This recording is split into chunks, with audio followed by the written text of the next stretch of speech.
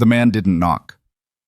That was the first thing Vivien Spencer noticed when the door to the stagecoach office swung open and hit the wall hard enough to rattle the window glass. Gerald Hatch walked in like he owned the building, which, as it turned out, he believed he owned most things in Copper Creek, Colorado. He was thick through the shoulders, wearing a suit that cost more than most men in this town made in 6 months, and he had the kind of smile that never once touched his eyes. He looked straight at Vivien. "You the mail-order bride?" he said. Not asked, said. The way a man identifies a piece of furniture he's considering buying. Vivien didn't answer right away. She was still holding her carpet bag with both hands, her back straight from years of her mother telling her that posture was the one thing poverty couldn't take from a woman. She had been sitting in that office for 40 minutes, waiting for a man named Xavier Thornton. The stagecoach had been late. The road from Denver had been brutal. She hadn't slept properly in 4 days. "I'm waiting for someone," she said. Gerald Hatch looked her over, the way a horse trader looks at an animal he's already decided to lowball. "Xavier sent me," he said. "He's tied up at the ranch. Said I should bring you out." He smiled again. "Consider me your welcome party."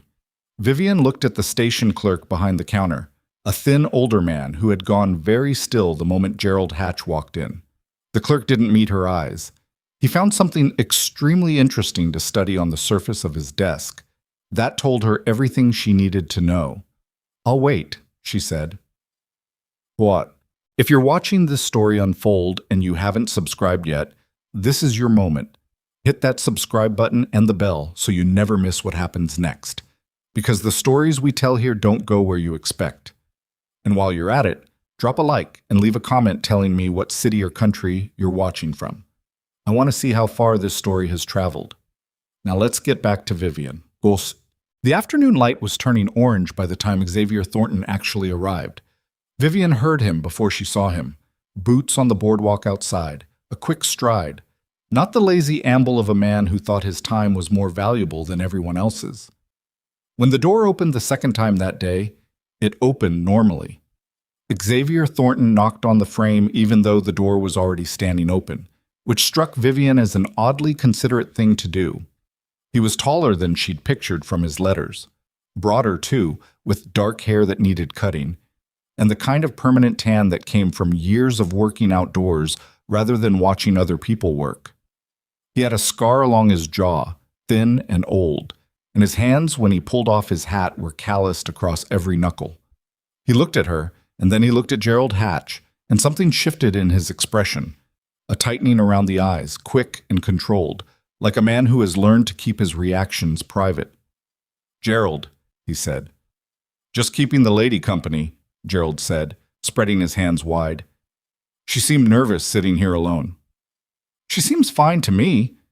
Xavier crossed the room, and he held out his hand to Vivien. Not in the way men sometimes offer a hand to a woman, hovering, uncertain, half expecting her to be delicate about it. He offered it the way he would to anyone. "Miss Spencer, I'm Xavier Thornton. I apologize for the delay. We had a fence line come down this morning." Vivien shook his hand. His grip was firm without being demonstrative about it. "No need to apologize," she said. "I've had delays of my own getting here." "I'll bet you have." He picked up her carpet bag before she could reach for it herself, not in a way that suggested she couldn't carry it, but in a way that suggested he'd been raised to help with luggage. "My wagon's outside. It's about an hour's ride to the ranch. You hungry? We can stop at the—" "She doesn't need to go to the ranch tonight," Gerald said pleasantly. "I was actually just telling Miss Spencer that the hotel here in town has a very comfortable room. Give her a chance to rest. Get her bearings. No need to rush into arrangements." Vivien watched Xavier. He didn't turn around right away. He stood with his hand on the doorframe, her bag in his other hand, and he was quiet for exactly 3 seconds. "Miss Spencer," he said, turning to look at her. "What would you prefer?" It was such a simple question, and it was aimed at her, not at Gerald, not at the clerk, not at the wall. At her. "The ranch," she said. The road out of Copper Creek unwound through scrub grass and red rock, and a sky so enormous that Vivien kept catching herself staring at it. She had grown up in Boston, where the sky appeared in slices between buildings, where you could spend an entire week without once looking up far enough to feel small. Out here, The smallness arrived whether you wanted it or not. It was almost violent in its scale. Xavier drove without much talking, which she'd half expected from his letters. He wasn't an effortful writer. His advertisements, she'd answered 3 before his, had been the most direct. No promises of beauty or romance or comfort. Just rancher, 38, widower, Colorado. 1 ward. Looking for a capable woman willing to try a different kind of life. Won't make promises I can't keep. She'd written back because of that last sentence. Gerald Hatch, she said. Who is he? Xavier kept his eyes on the road. He owns the bank in town, has interest in a few other businesses, likes people to know it. Does he have an interest in your ranch? A pause. Short, but she caught it. He'd like to. And does he have a reason to be involved in, she searched for the right word, my situation? No, Xavier said. He doesn't. Then why was he there? Xavier finally glanced at her sideways. There was something almost like reassessment in his expression, the look of a man adjusting an expectation. Because Gerald Hatch makes it his business to know when things are changing in Copper Creek, he said, and you arriving is a change. Vivien thought about that. She thought about the way Gerald had looked at her, that inventory-taking stare. She thought about the clerk who couldn't make eye contact. Is he dangerous? She asked. He's careful, Xavier said, which is sometimes more dangerous than dangerous. So, the ranch house was not what she had pictured. She wasn't sure exactly what she had pictured. Something rougher, maybe.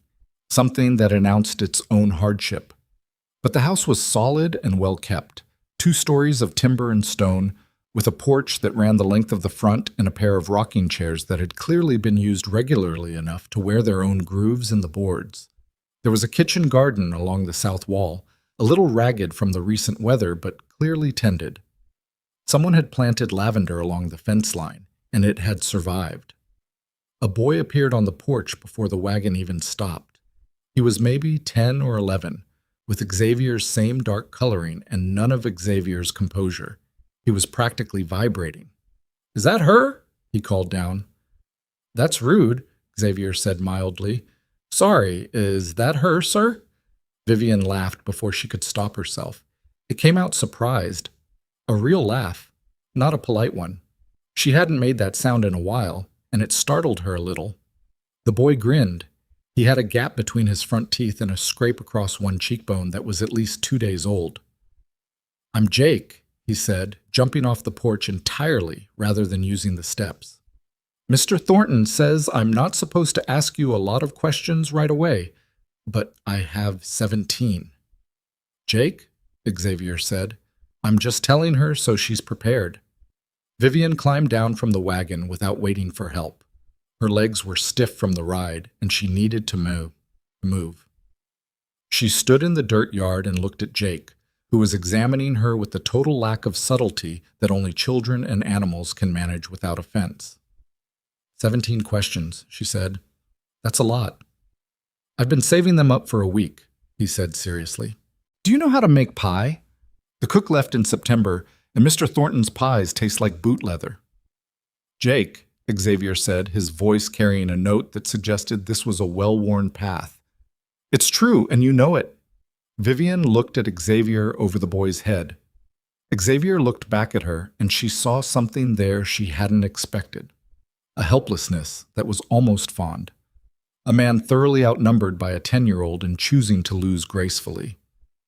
I can make a passable pie, Vivien said. I won't promise it's excellent. Better than boot leather is all I'm asking, Jake said, and turned to lead the way inside with the authority of someone who had decided the important questions were settled. The room she was given was on the 2nd floor, east-facing, with a window that looked out over the lower pasture. The bed had a quilt on it, heavy and old, the pattern worn soft with washing. There was a small desk, a washstand, a braided rug on the floor that had clearly been made by hand. Someone had put a jar of dried wildflowers on the desk. Vivien stood in the middle of the room for a long moment after Xavier left her to settle in. She had been in motion for so long, packing up her father's house, selling what she could, paying what debts she could prove, arguing with creditors about the rest, buying the stage ticket with money she barely had. That stillness felt strange. Suspect, almost. Like something was about to go wrong with it. She opened her carpet bag and took out the photograph. Her parents on their wedding day, her mother straight-spined and serious, her father grinning the way he always grinned, like life was a joke he was in on. He had died owing more money than Vivien had known existed. Debts from failed investments, from bad loans, from a man who had spent 20 years appearing prosperous while quietly drowning. She set the photograph on the desk next to the wildflowers. She had come here with no expectations. She told herself that very deliberately on the train west, and then again on the stage, and then again sitting in that office in Copper Creek watching Gerald Hatch look at her like she was a variable in someone else's equation. No expectations meant no disappointments. No expectations meant she couldn't be blindsided. She was already not sure that was going to hold. Dinner was loud in a way that surprised her. The ranch hands, 6 of them, plus a 7th recovering from a broken wrist, ate at a long table in the kitchen, and they were not quiet men. They argued about whether the north fence repair would hold through another winter. They debated the temperament of a particular horse with the seriousness of a jury deliberating a verdict. Jake inserted himself into every conversation at irregular intervals and was mostly tolerated with the ease of long familiarity. Vivien sat near the middle of the table and said very little and listened to everything. One of the hands, an older man named Caleb with white eyebrows and the posture of someone who'd spent 40 years on horseback, asked her how she'd found the stagecoach ride from Denver. "Honest answer or polite answer?" she said. He grinned. "Honest. I've had smoother rides in a cart with a broken wheel." That got a laugh from the table, and something eased. Not everything, but enough. She wasn't asking them to like her. She was just asking to be in the room. Xavier watched from the end of the table. He didn't say much either, but when he poured her coffee without being asked, she noticed he'd remembered she'd taken it black on the drive in when he'd handed her the canteen cup at a stop along the road. She hadn't mentioned it. He'd just watched. She wasn't sure how she felt about that. Later, when the hands had gone to the bunkhouse and Jake had been extracted from the kitchen table under mild protest, Xavier asked if she wanted to sit on the porch. The night was cold and enormous, and the stars were so many they looked structural, like they were holding something up. Vivien sat in one of the rocking chairs and pulled her shawl tighter and let herself look at all of it. "You should know something," Xavier said from the other chair. He was holding a cup of coffee he hadn't drunk much of. "Gerald Hatch has made 2 offers on this ranch in the past year. Both times I declined." Vivien looked at him. "Why are you telling me that?" "Because I think he came to that station today to look you over. And I think when he looks at you, he sees a way to make a 3rd offer more complicated." "How?" "He doesn't know you yet," Xavier said simply. "He knows what he assumed when he read that advertisement. A woman in a difficult position, arriving in a place she doesn't know, with no real resources and no connections. He may have thought you'd be persuadable." The word landed between them carefully. "Persuadable," Vivien repeated. "To do what exactly?" "To feel uncertain about the life you were arriving into. To feel like maybe there were better options." He paused. "He owns the bank, Miss Spencer. He's made a lot of people feel like he was their best option." Vivien rocked the chair back slowly, looking at the stars. She had been in Copper Creek for less than 8 hours. She had been at this ranch for 4. And already the geography of the place was more complicated than she'd understood from letters. "Is the ranch in financial trouble?" she asked. "No," Xavier said. Then, after a moment, "Not currently." She noted the qualifier. "But it could be." "Everything can be," he said. "That's the nature of this kind of life. Bad winter, bad luck, bad year. Nothing's certain." "Were you planning to tell me that before or after I agreed to stay?" The question had more of an edge than she intended. She wasn't apologizing for it. Xavier turned his head to look at her directly. "I wasn't planning to trap you into anything," he said, "if that's what you're asking." "I'm asking what you are planning." He was quiet for a moment. The wind moved through the grass at the edge of the yard, dry and low. "I'm planning to offer you a choice," he said. "I'm not in the habit of making people's decisions for them." Vivien studied his profile in the dark. The jaw, the scar, The way he held himself in a chair like a man who didn't take much for granted. She thought about her father's photograph on the desk upstairs, and about the lavender along the fence, and about Jake's 17 questions, and about Gerald Hatch's smile that stopped at his cheekbones. "What kind of choice?" she asked. "Stay for a month," Xavier said. "See if this is a life you can live. Not just survive, live. Help on the ranch, learn what it requires, see the hard parts alongside the easier ones. And at the end of that month, if you want to go back east, I'll pay your return fare myself." He paused. No obligation, no debt. Vivien stared at him. "That's not how this was advertised." "No," he agreed. "You paid for my passage here. I know." "That's—" She stopped, turned back to the stars. There was something in her chest she couldn't quite name, something between relief and suspicion, because she had learned to be careful with generosity that arrived without conditions. Generosity like that usually had conditions that just hadn't been named yet. "Why?" she asked. He took a slow drink of his coffee. "Because I've got a boy in that house who's already attached to the idea of you," he said. "And because I spent enough years in situations I couldn't leave to want to force that on someone else. And because—" He stopped, shifted slightly in his chair. "Because the woman who wrote those letters wasn't someone I wanted to trap. She was someone I wanted to meet." Vivien said nothing for a long time. The stars shifted slowly overhead the way they did out here, where there was nothing to obstruct them. Somewhere beyond the pasture fence, cattle moved in the dark, their weight a sound more than a sight. "I'll stay for the month," she said finally. Xavier nodded once. "I'll sleep easier knowing you made that choice." "Don't sleep too easy," she said. "I have a tendency to find complications." Something moved at the corner of his mouth, say, not quite a smile, but the shape of one, the place a smile lived when it wasn't ready to come out yet. "So does Gerald Hatch," he said. Vivien pulled her shawl tighter and looked out at the enormous dark. She had arrived with no expectations, she had told herself, and she was already realizing that was the kind of thing you could only believe before you arrived. After, when the porch boards were solid under your feet and the stars were that particular shade of permanent and a boy inside had 17 questions saved up just for you. After that, expectation crept in anyway. You didn't get to decide whether it came. You only got to decide what you did with it.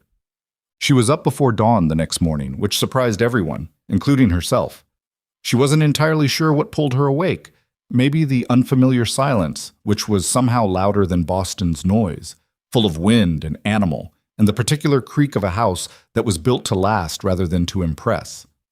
She dressed in the dark and found the kitchen by memory and was standing at the stove, trying to figure out the temperament of a wood-burning range that was clearly older and more opinionated than anything she'd used before, when Caleb came in and found her at it. He stopped in the doorway. "Morning," Vivien said. She had gotten the fire lit, at least. That was something. He scratched the back of his neck. "You're up early." "I couldn't sleep." She looked at the range with the expression of someone who respected their enemy. "I think this stove has opinions." "She does," Caleb said carefully. "You have to open the damper first, or she runs cold." "I noticed." He came into the kitchen slowly, the way you approach a situation you're not sure about yet, and he showed her the damper without being asked twice. Then he showed her where the good coffee was kept, which was apparently a different location from where the decoy coffee was kept, and she filed that information away. "How long have you worked for Mr. Thornton?" she asked. 11 years, Caleb said. "Since before Jake." "And before Jake?" Caleb was quiet for a moment. He poured himself a cup of coffee and wrapped both hands around it. "Mr. Thornton lost his wife and son in 71, he said. "Fever. Took them both in 10 days. He didn't—" He paused, choosing carefully. "He didn't really speak much for about a year after that. Then Jake turned up, and he had something to do again." Vivien listened to the firework against the wood inside the range. The kitchen was warming slowly, the way good things usually did. "Is that why Gerald Hatch is circling?" she asked quietly. Caleb looked at her over his coffee cup with something that might have been appreciation. "You're quick," he said. "I had to learn to be." He considered that. "Hatch has been trying to buy this land for 3 years. The water rights on the north pasture are worth more than the cattle, more than the house, more than anything else on this property. If he can get the Thornton Ranch, he controls the water for 4 surrounding properties, and he can squeeze them any direction he likes. And Xavier won't sell. Xavier won't sell. So Hatch looks for other angles, she said. Caleb set down his cup carefully. You arrived last night, he said, and you already understand this situation better than some people who've lived here 10 years. Vivien turned back to the stove and adjusted the damper the way he'd shown her. I understand desperate men, she said. I grew up with one. She didn't explain that. Caleb didn't ask. The coffee came out bitter and strong and not quite right, and she drank it anyway because this was the kitchen she had now, and that was the coffee it made. And there were 11 men on this property, including one 10-year-old with 17 questions, and breakfast wasn't going to make itself. She tied her hair back and started in on the biscuits. By the time Xavier came downstairs 40 minutes later, the kitchen smelled like something that had been cared for, and Jake appeared 3 minutes after his guardian with his hair pointing in 4 directions, and his eyes immediately scanning for evidence of breakfast. Is that biscuits? He said. Don't ask questions. Set the table, Vivien said without turning around. A pause. Yes, ma'am, Jake said, and went to find the plates. Xavier stood in the doorway of the kitchen and looked at Caleb, who looked back at him with an expression of careful neutrality. Neither of them said anything. They didn't have to. 3 days into her trial month, Gerald Hatch came to the ranch. He arrived mid-morning when Xavier was out at the north fence and Vivien was in the yard hanging washing. She heard the horse before she saw him, and she had time to note, before she did anything else, that he had come alone, which was either casual or deliberate, and she suspected which. Miss Spencer, he called, swinging down from the horse with the ease of a man who rode often but never worked. What a pleasant surprise, finding you out here. It was not a surprise. He had known she would be there. Mr. Hatch, she said. He walked toward her with his hands loose at his sides, his hat in one hand, all of it designed to look informal. She kept hanging washing. I wanted to apologize, he said, for the other day at the station. I'm afraid I may have come across as forward. You came across fine, she said. I understood the situation. He stopped. Something moved behind his eyes. Recalculation. Did you? You wanted to look me over before Xavier arrived. See what kind of woman answered a frontier rancher's advertisement. She clipped a shirt to the line. Perfectly natural curiosity. A pause. You're not what I expected, he said. People keep saying that. She reached for another shirt. Gerald Hatch moved a few feet closer. Not threatening. He was too careful for anything that obvious, but establishing proximity. Can I speak plainly, Miss Spencer? I'd prefer it. Xavier Thornton is a good man, he said, but he's carrying a lot of weight on this ranch. The kind of weight that doesn't always... He paused, selecting. Invite a woman into comfort. The winters here are genuinely brutal. The work is unrelenting, and the nearest city is 3 days east. He smiled. I'm simply wondering if you've had time to consider all the dimensions of the choice you're making. Vivien turned and looked at him directly for the first time since he'd arrived. She had inherited nothing from her father except debt and a good eye for the shape of a lie. What are you offering me, Mr. Hatch? She said. He spread his hands. Only information. And if I found the information overwhelming and decided to leave? Then I would be very sorry to see you go, he said, but I'm sure I could help you find your way somewhere more suited to your background. Vivien looked at him for a long moment. She thought about her father, who had believed every man who ever came to him with information delivered in that particular tone. She thought about sitting in that office with her carpet bag and her straight spine while this man looked at her like an inventory. I appreciate your concern, she said. I'm staying. Gerald Hatch held his smile in place with visible effort. You've only been here 3 days. I know, she said, and I've already seen enough to know the difference between a man who offers people choices and a man who offers people the illusion of choices. She picked up her laundry basket. Good morning, Mr. Hatch. She walked back to the house and did not look behind her. Her hands were steady. That surprised her a little. She was still afraid. She wasn't foolish enough to think that conversation was the end of anything. But there was something underneath the fear now, something that had started to put down roots in the thin soil of 3 days on a Colorado ranch. And it was the same thing that had made her get up before dawn to fight with a wood stove. It was the feeling that this place might actually be worth fighting for, and she was going to need to know a great deal more about Gerald Hatch before that fight was finished. Vivien didn't tell Xavier about Gerald Hatch's visit that morning. She told herself it was because she wanted to think it through first, which was partially true. The other part, the part she was less comfortable examining, was that she wasn't ready to be someone who needed to report things. She had spent the last 2 years of her father's life managing his crises, carrying information he should have been carrying himself, and she was protective of the feeling, however fragile, of handling something on her own terms. So she said nothing at lunch and nothing at dinner.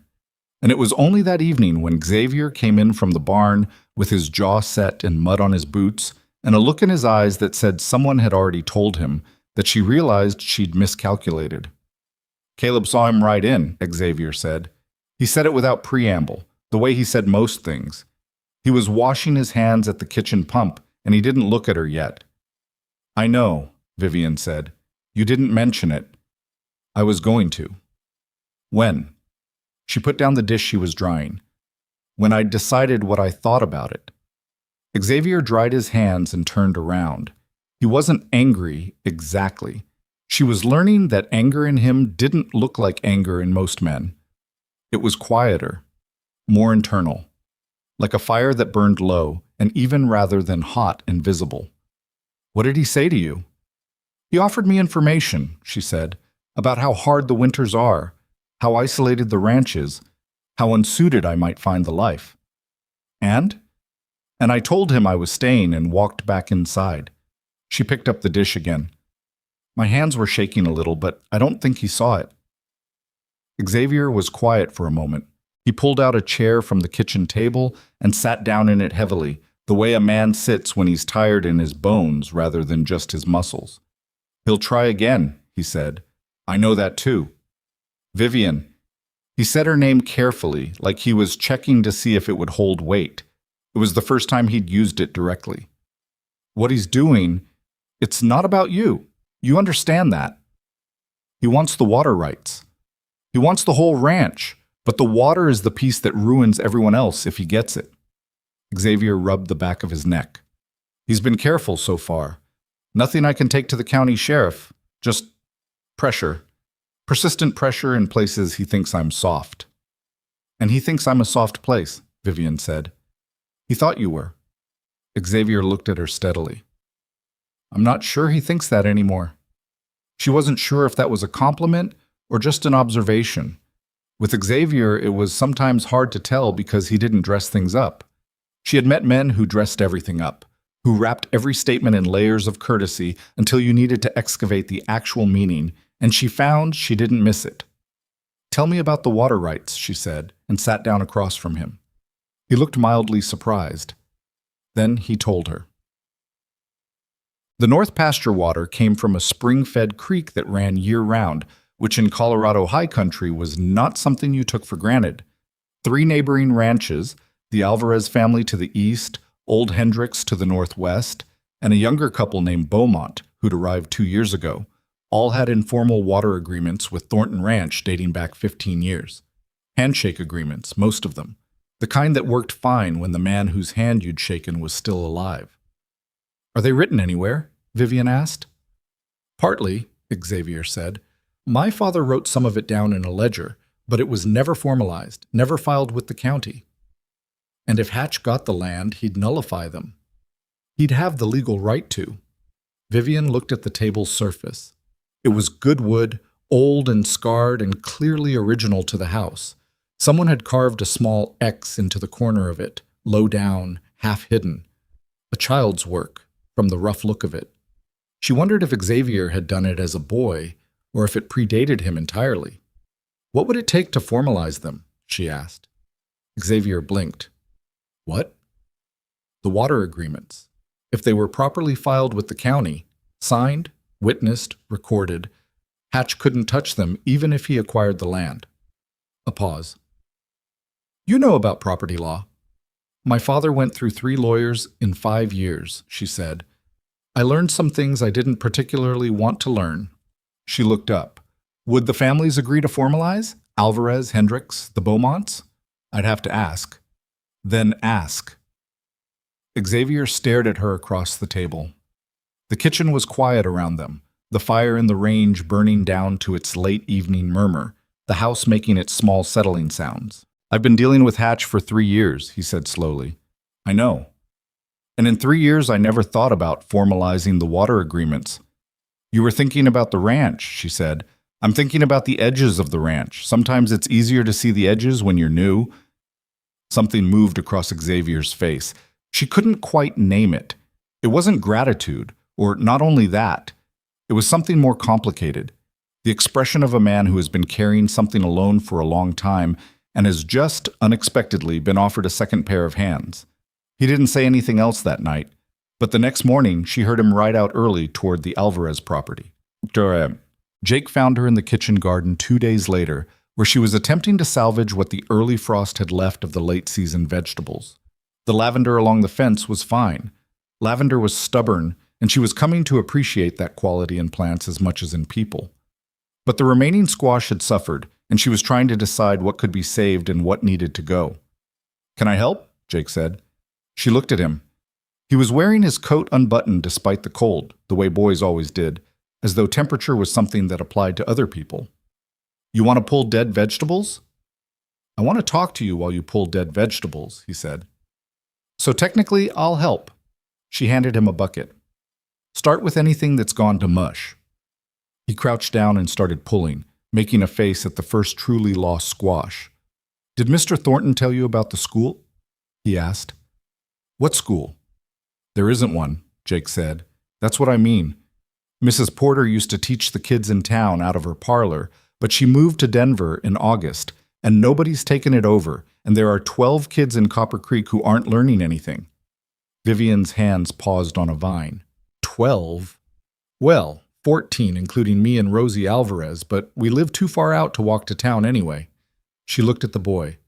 He was 10 years old, and he had just laid out a social problem with more precision than most adults would bother with. Who told you about this? I hear things, Jake said, not particularly troubled by her scrutiny. Mr. Thornton doesn't know I hear things, or he knows and he doesn't stop it because he figures I might as well know how the world works. He pulled another squash and examined it with professional judgment. This one might be okay. Set it aside. She sat back on her heels. Does Mr. Thornton know the school situation? Probably. He knows most things about town, but he hasn't done anything about it. He's been a little busy with the Hatch problem, Jake said, with the mild exasperation of someone assessing other people's priority management. Vivien almost smiled. The boy had no idea he was funny, which was the funniest thing about him. Jake, she said, tell me something. What do you want to do when you're grown? He thought about this seriously, which she appreciated. He didn't answer right away, which she appreciated more. I want to keep the ranch, he said finally. After Mr. Thornton is old. A pause. I don't know if that's allowed. What do you mean, allowed? He was quiet for a moment, poking at the dirt around a plant root. He's not my blood family, he said. It came out careful, like something he'd turned over many times in private. My mother left when I was little. I don't know where she went. He took me in because she used to work for him. He glanced up quickly. He never says he's not my real family, but I know how it works. The garden was cold and the bucket was half full of ruined vegetables, and this boy was 10 years old and had been carrying this particular stone around in his pocket long enough to have worn it smooth. In my experience, Vivien said, choosing each word deliberately, the family you end up with matters more than the family you started with. What you do with people counts for more than what blood says you owe them. Jake looked at her. My mother's cousin told me I was lucky Mr. Thornton kept me because most men wouldn't. Your mother's cousin, Vivien said carefully. Sounds like someone who didn't know what they were talking about. Something in his face, some small held thing, shifted. He didn't say anything. He went back to pulling dead vegetation with renewed focus, his shoulders a little less tight than they'd been a minute before. Vivien went back to her own work and didn't belabor it. That was the thing about 10-year-olds. You gave them too much and they closed up. You gave them the right amount, and they tucked it away somewhere it could actually do some good. Xavier came back from the Alvarez visit with mixed news, which was better than all bad and worse than he'd hoped. Maria Alvarez had agreed immediately, had in fact seemed relieved someone had brought it up. Her husband Daniel was more cautious. He wanted to know why Xavier was only formalizing it now, which was a fair question, and Xavier had said honestly that it had taken someone seeing his situation from the outside to notice the gap. Daniel had chewed on that for a while and then agreed. Old Hendricks was a different matter. He thinks formalizing it makes it smaller, Xavier said. He's been out here 40 years, and to him a handshake has always been worth more than paper. Paper lasts longer than hands, Vivien said. I know that. He doesn't want to. What if Hatch talked to him directly? Xavier looked up from his coffee. What? Hatch is careful. You said so. He wouldn't approach Hendricks with an obvious offer, but he might approach him with concern, neighborly worry, about how Xavier Thornton is shaking things up, formalizing old arrangements, making the old way of doing things feel insufficient. She paused. How stubborn is Hendricks? Extremely. So the way to reach him isn't through logic, it's through loyalty. She thought for a moment. Who does he listen to? Xavier was quiet. Daniel Alvarez, he said slowly. They've been neighbors for 30 years. They don't agree on much, but they respect each other. So Daniel Alvarez talks to Hendricks, not about the paper, about the alternative, about what happens to all of them if Hatch gets the North Pasture. She looked at Xavier. Let Hendricks make the decision himself. Just make sure he has all the information he needs to make it. Xavier had that look again, the recalculating look, the second pair of hands look. You've done this before, he said. Thought through people like this. My father borrowed money from people he liked and trusted, she said. I spent a lot of time afterward trying to understand how it had happened. You learn patterns. He nodded slowly. There was no pity in his expression, which she was grateful for. He received the information the way Caleb had, as data about a person, not as reason to feel sorry for them. I'll talk to Daniel, he said. Good. A beat of silence. The fire in the range had been burning better lately, now that she'd gotten the measure of the damper. Small victories accumulated. Vivien, Xavier said. He had his cup in both hands and he was looking at it rather than at her. What you're doing, thinking through Hatch, the water agreements, the school situation Jake apparently briefed you on, he glanced up. That's not what I advertised for. She raised an eyebrow. Are you complaining? No. And then, after a pause that was long enough to be honest, I'm saying I don't want you to feel like I'm using what you're good at without... He stopped, found a different door. You came here to see if you wanted a life, not to solve my problems. Maybe I'm solving your problems to see if I want a life, she said. Did you consider that? He looked at her. The kitchen was warm. Outside, the wind was doing its particular Colorado thing, moving through everything without asking permission. No, he said, I didn't. People show you who they are by what they do when things are hard, Vivien said. You can't see a person clearly in easy weather. I'm looking at this ranch in difficult weather on purpose. She stood and picked up his empty cup. And I'm looking at you the same way, so let me. He was quiet for a long time after that. She put the cups in the wash basin and left him sitting at the table, and she thought she heard, just barely, a long exhale. The sound of a man who had been holding something in his chest for a while, setting it down. The town visit happened 10 days into her trial month, and Vivien had not been prepared for how thoroughly Copper Creek would examine her. It wasn't hostile. That was the thing that made it harder to navigate. Hostility you could answer. This was curiosity wearing the clothes of friendliness. A whole town of people who wanted to know what she was and where she fit. And she had to figure out how to be seen without being reduced to whatever story they'd already decided to tell about her. Xavier had come into town to see the county clerk about the water agreement paperwork. Vivien had come because she needed fabric and thread, and because she refused to turn a supply run into something freighted with anxiety. The mercantile was run by a woman named Clara Bassett, who was approximately 50, moved like someone who had never in her life been uncertain about where she was going, and had eyes that missed nothing. She measured Vivien up in about 4 seconds flat, and then smiled with complete warmth, which Vivien decided to take at face value because Clara Bassett did not look like a woman who wasted time on false faces. "So you're the woman who told Gerald Hatch good morning and walked away," Clara said, before Vivien had fully cleared the doorway. "News travels fast," Vivien said. "This is Copper Creek," Clara said. "News travels before it happens. What do you need?" Vivien gave her the list. As Clara moved around the store gathering things, other women drifted in, the way women will when something interesting is happening in a small space and there's no reason not to come see it. A Mrs. Park, whose husband ran the feed store. A girl of about 16 named Eliza Beaumont, the younger Beaumont's daughter, who was transparently not there to buy anything. An older woman who never gave her name but stood near the bolts of cloth and listened to everything with an expression of concentrated interest. "Jake tells me there are 12 children in town not in school," Vivien said during a pause in the measuring. Clara stopped moving. 14, she said. "He forgot the Hensley twins. They're 3. Probably figures they don't count yet." "They count?" Vivien said. "I know they count. We don't have a teacher." Clara set a bolt of blue cotton on the counter. "Mrs. Porter leaving was a problem, but the town doesn't have the funds to bring someone proper in, and nobody local has the—" She paused, looked at Vivien with that same direct assessment. "The interest." "I have the interest," Vivien said. The mercantile went quiet. Eliza Beaumont stopped pretending to examine a jar of buttons. "You have experience teaching?" Clara said. "I have experience with books, with learning, and with 12-year-olds who don't think they need to learn anything," Vivien said. "I managed my father's accounts from the time I was 15.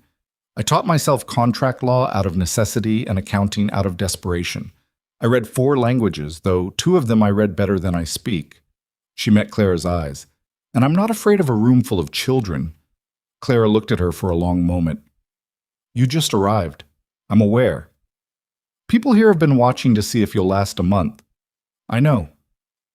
"And you want to start a school?" "I want to teach children," Vivien said. "The school part is just the container." Clara Bassett laughed.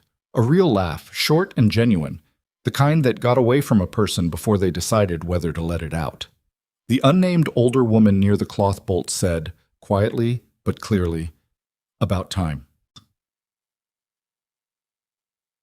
Xavier was waiting by the wagon when she came out, county paperwork folded in his breast pocket, and he took one look at her face and said, "What happened?" "Nothing bad," she said. "I told Clara Bassett I wanted to teach the children in town." He was quiet for exactly as long as it took to untie the horse. Then, "In addition to everything else?" "I need something that's mine," she said. "Not the ranch's, mine." She climbed up to the wagon seat. "Is that a problem?" He climbed up on the other side. "No," he said, "it's not. Claire's going to talk to some of the families. See who'd be willing. We could use the back room of the mercantile to start. She offered it." Vivien straightened her skirt over her knees. "It doesn't have to be permanent, just until the town can figure out something more formal." "The town's been trying to figure out something more formal for 4 months, Xavier said, clicking the horse into motion. "You've been here 11 days. Is that a criticism?" "It's an observation." They rode in silence for a while, out past the edge of town, back onto the road where the sky opened up and the land spread out in every direction. The afternoon was cold and clear, the kind of Colorado day that looked like a painting if you squinted and like a practical problem if you kept your eyes open. "Hendricks agreed," Xavier said. Vivien turned. "When?" "This morning. Daniel Alvarez apparently had a conversation with him yesterday evening." The corner of his mouth moved. Something about the alternative. She let herself feel the small satisfaction of that. It wasn't a large thing in the grand scheme of what Gerald Hatch was capable of, but it was a real thing. A piece moved in the right direction, and real things accumulated. How long to file it with the county? She asked. 2 weeks, maybe 3. Good.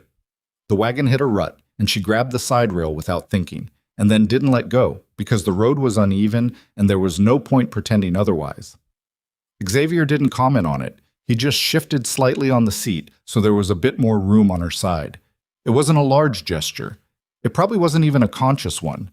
But she noticed it, the way she was learning to notice his small adjustments, the way he moderated his stride when she was walking beside him, the way he'd started leaving the kitchen lamp burning later so she didn't have to navigate the stairs in the dark, when she stayed up reading, the way he'd told Jake once, when he didn't know she was in earshot. She's figuring things out.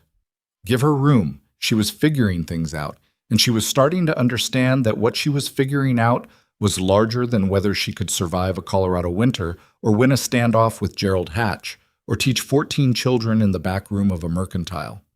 What she was figuring out was what it felt like to be somewhere that didn't ask her to be smaller in order to fit. She'd been smaller for a long time, smaller than her father needed, then smaller than her creditors demanded, then smaller than propriety required when a woman arrived in a new place on the terms of a newspaper advertisement, smaller and quieter and more manageable. This ranch, these people, this man sitting beside her who didn't flinch when she solved his problems and didn't thank her too much either, just nodded and moved. It didn't ask her to be smaller. She wasn't naive enough to think that meant everything would be fine. Gerald Hatch had not given up. The county clerk had given Xavier a form with 17 steps and 2 notarizations.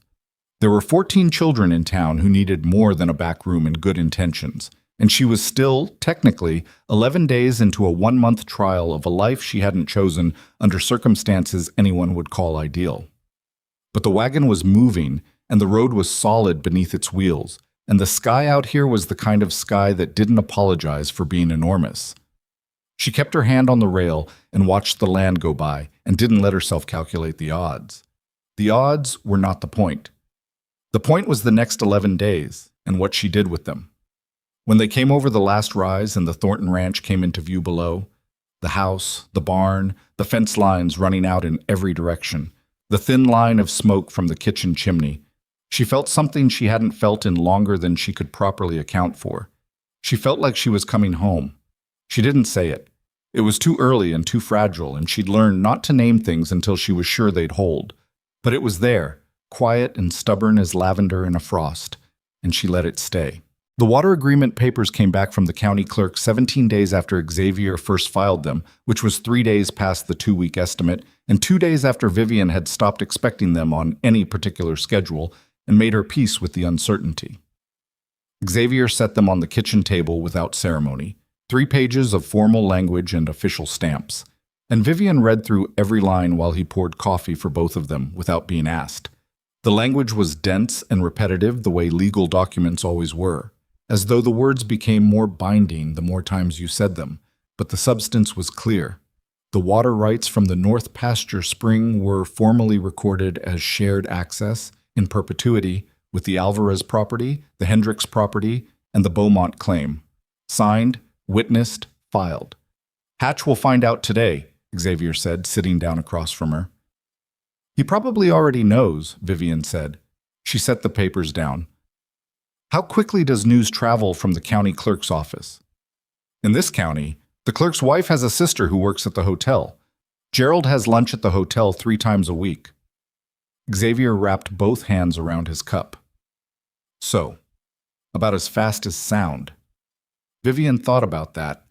She thought about the careful way Gerald Hatch moved through situations, never rushing, always positioning. Filing the water agreements took one option off his board. Men like him, she had watched her father deal with men like him, didn't respond to losing an option by accepting the loss. They looked for a different angle.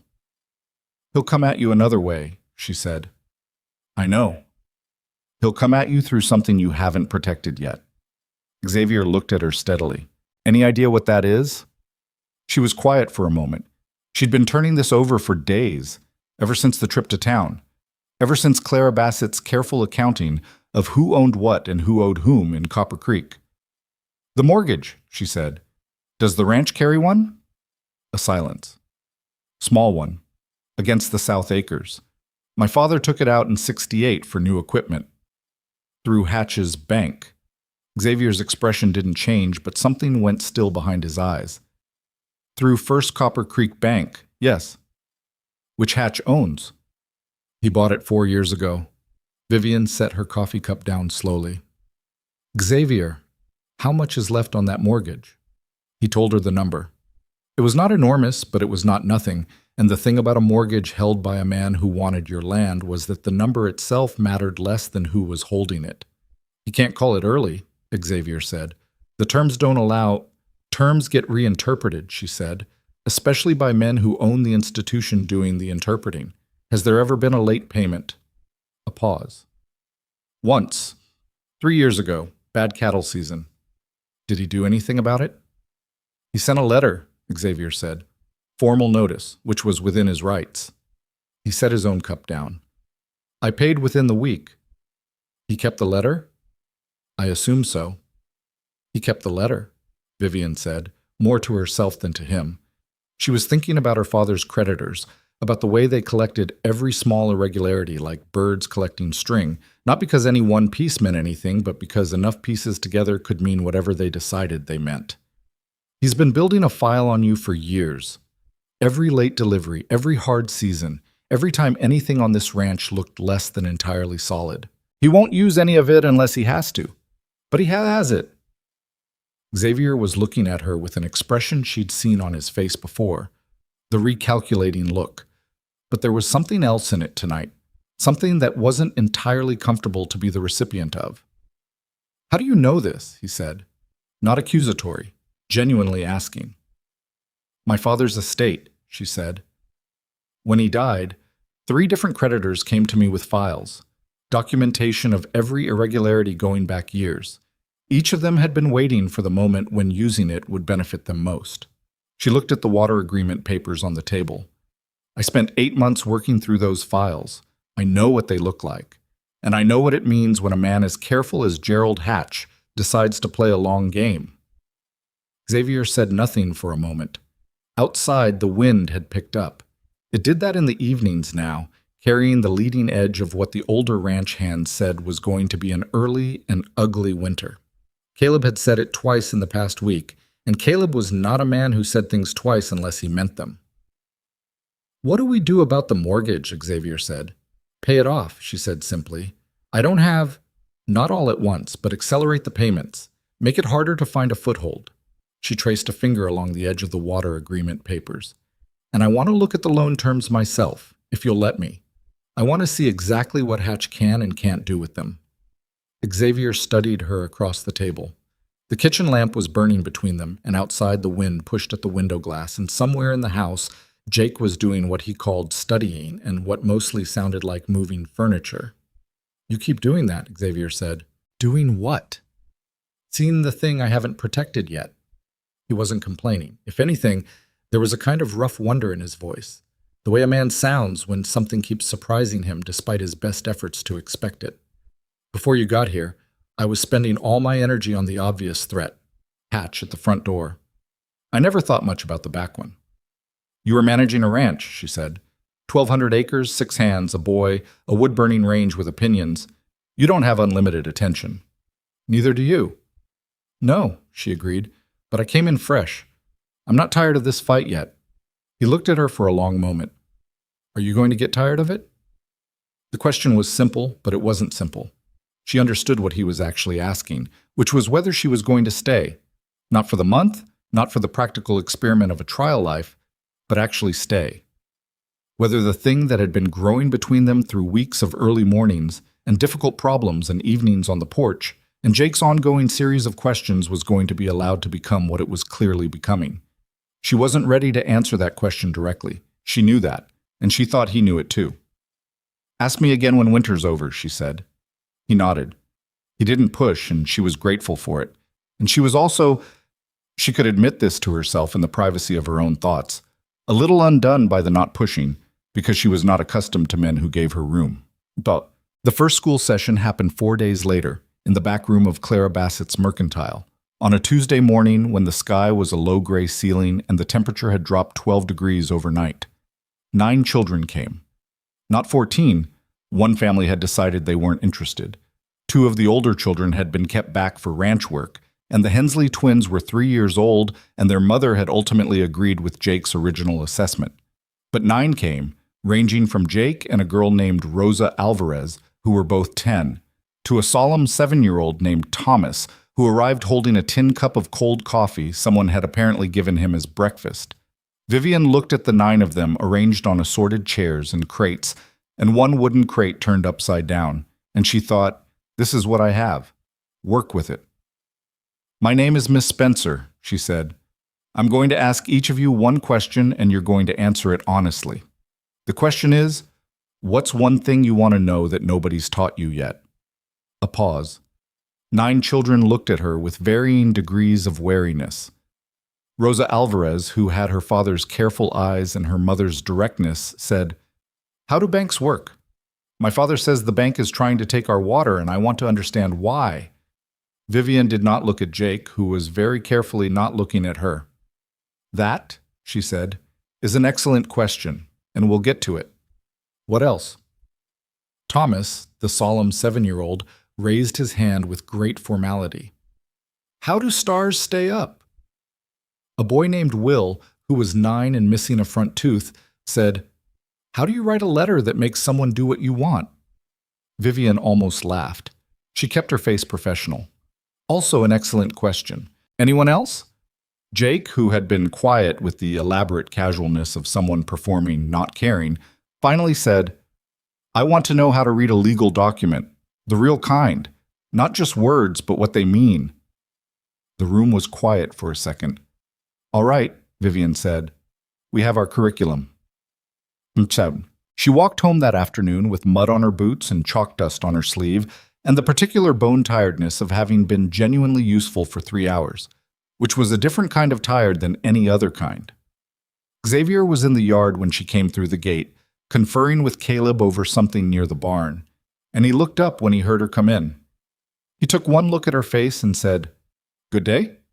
"9 children," she said. "Rosa Alvarez asked me to explain how banks work." Something in Xavier's expression shifted, something that wanted to be a smile and was being carefully managed. "What did you tell her?" "I told her we'd start with the basic principle of who owes whom what and work outward from there." Vivien pulled off her gloves. "She's sharp. They all are, in different ways. Thomas wants to know about stars. Will wants to know how to write a persuasive letter, which is both practical and slightly alarming in a 9-year-old. Caleb, who had been following this exchange with the expression of a man watching something he'd been waiting to see, made a small sound that might have been approval and went back to the barn. "The mortgage papers," Vivien said. "Did you find them?" "On your desk," Xavier said, "in the study." She had a desk now, in the small room off the main hall that Xavier had been using to store tack equipment and old ledgers. It had taken an afternoon to clear it, and Jake had helped with the focused energy of a boy who had decided something was his project, and now it had a desk and a lamp and her father's photograph and the mortgage papers apparently waiting on its surface. She went straight there. The loan terms were not immediately disastrous, which was the good news. The bad news was that they were not immediately disastrous in the way that a thing can be perfectly safe right up until the moment someone finds the right lever to pull. Vivien sat at the desk with the papers and a pen and a piece of blank paper for notes, and she went through every clause with the methodical attention she'd developed during 8 months of post-death creditor negotiations. By the time the light outside had gone to full dark, she had 4 pages of notes and a very specific picture of where Gerald Hatch had room to maneuver. The payment acceleration clause was the thing. Buried in the 3rd page, in language that would bore most people into not reading it, in the event of any material change in the ranch's ownership structure, operating arrangements, or, this was the part that made her sit back and press 2 fingers to her forehead, residential occupancy that altered the ranch's assessed character as a single-owner operation, the bank reserved the right to reassess the loan terms and request full payment within 90 days. She read it 3 times to make sure she was reading it correctly.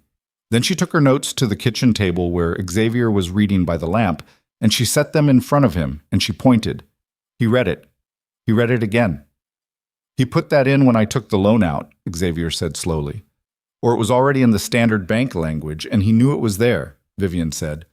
Either way, you know what it means. Xavier looked up at her. If I marry, he said. If you marry, she confirmed, or if any significant change in who lives and operates on this property can be characterized as altering its, I love this phrase, assessed character as a single owner operation. She sat down across from him. He let you take in Jake and didn't use it. Jake's a child, not an operational change. But a wife, especially a wife who's visibly involved in ranch decisions, that's the argument he's been waiting to make. The kitchen was very quiet. The fire in the range had burned down to its lowest evening setting. Somewhere outside, an owl was conducting its nightly business. He set a trap, Xavier said. He set a trap 3 years ago, and he's been waiting for you to walk into it. Vivien kept her voice level. Getting me here. Not directly. He didn't cause that. But when he found out you'd placed the advertisement, he started thinking about how to use it. That's why he came to the station. That's why he came to the station. He wanted to see if I was someone who would actually change things here. Someone with, she gestured at her notes, opinions, involvement, operational presence. She looked at him. He decided I was, and now he's waiting. Xavier leaned back in his chair. It creaked. He put one hand over his mouth and stared at the ceiling for a moment, which was something he did when he was thinking hard. She'd noticed it before, this vertical staring, as though the answers to things lived somewhere above eye level. Can it be challenged? He said. Yes, she said. But you'd need a lawyer better than whatever Hatch has on retainer, and you'd need to challenge it before he invokes it, not after. Once he calls the loan in, you're playing defense, and he controls the timeline. Do you know a lawyer? She almost said no and then stopped. She thought about her father's legal catastrophes, about the 3 lawyers she'd watched come and go, and about the 4th, the one who had actually managed to salvage something from the wreckage, a small, precise woman from Cincinnati named Eleanor Marsh, who had moved west, Vivien had heard, following her husband's mining interests. I might know someone, Vivien said slowly. I'd need to write a letter. Write it, Xavier said. It might not come to anything. Write it anyway. She looked at him across the table, the papers between them, the lamp burning, the house settling around them in its evening language of wood and wind. He had his hands flat on the table now, a posture of decision rather than worry. She had noticed he did that too. When something was resolved in his mind, his body knew it before he said a word. Xavier, she said, if Hatch invokes the clause, regardless of whether we can challenge it, the argument he makes is about change of operational character, about me. She kept her eyes on his. I need you to understand that I'm not going to make myself smaller to keep from being a target. I'm not going to stop teaching the children or working on your books or thinking about the back door while you watch the front. I can't do that. I'm not asking you to, he said immediately. No pause. No deliberation. I know you're not asking. I'm telling you that I won't, even if it causes problems. Good, he said. Then, after a beat, I wouldn't want a different arrangement. She held that sentence for a moment. Let it settle. All right then, she said. All right, he agreed. It was not a declaration of anything. It was just 2 people at a kitchen table deciding how they were going to face a problem, which was maybe, she was beginning to think, how the most important decisions actually got made. Not with ceremony, not under stars, not with speeches prepared, just at the end of a hard day, with papers on the table and a lamp burning low, and someone saying, I won't be smaller, and someone else saying, I wouldn't want that. Boom. She wrote the letter to Eleanor Marsh the next morning. It took 4 drafts, which frustrated her because she was usually a more efficient writer, but the situation required a careful kind of precision.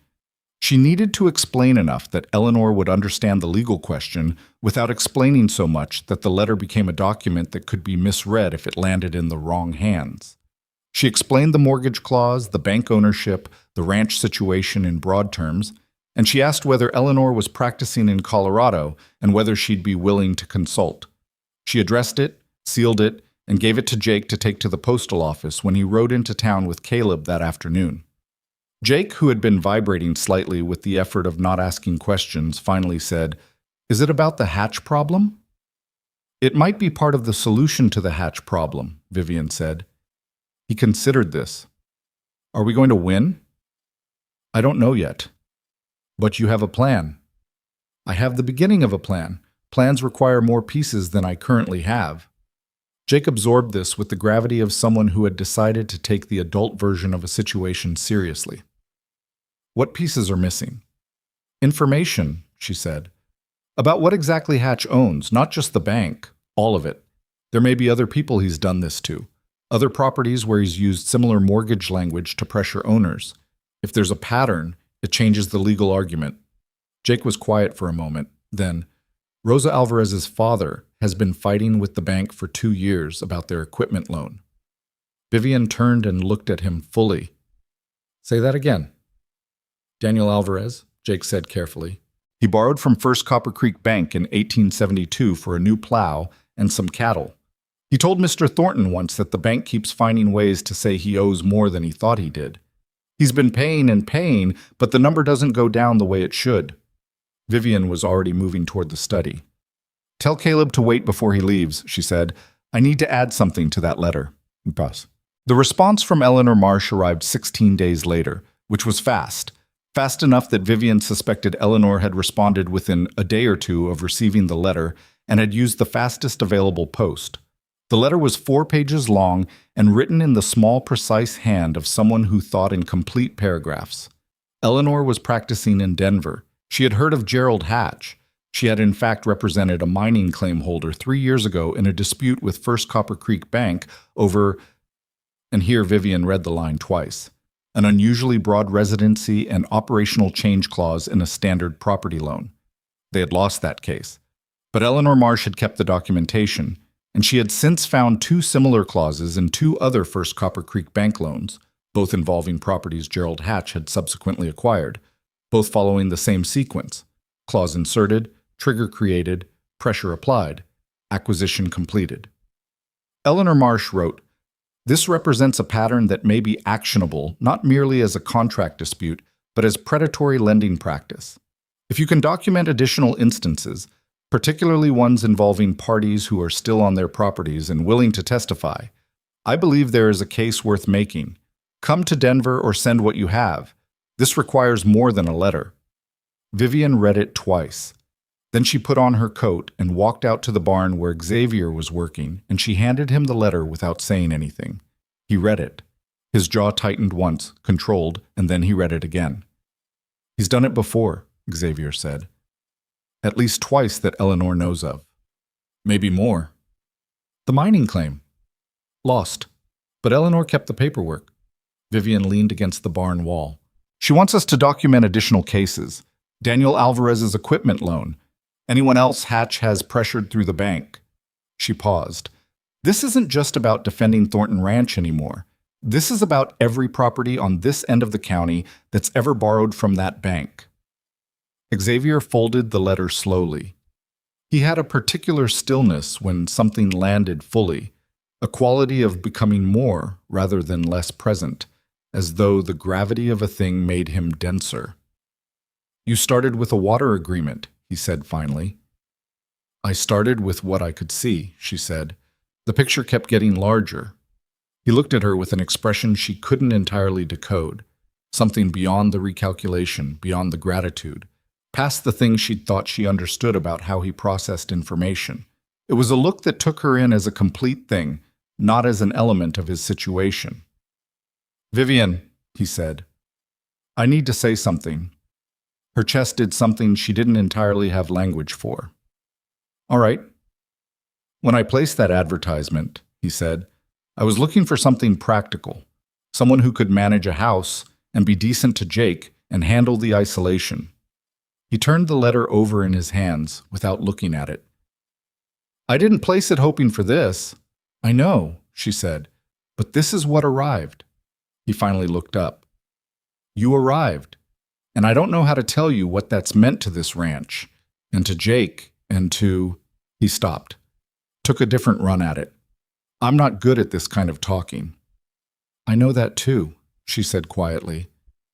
I know what I want, he said. I've known for a while.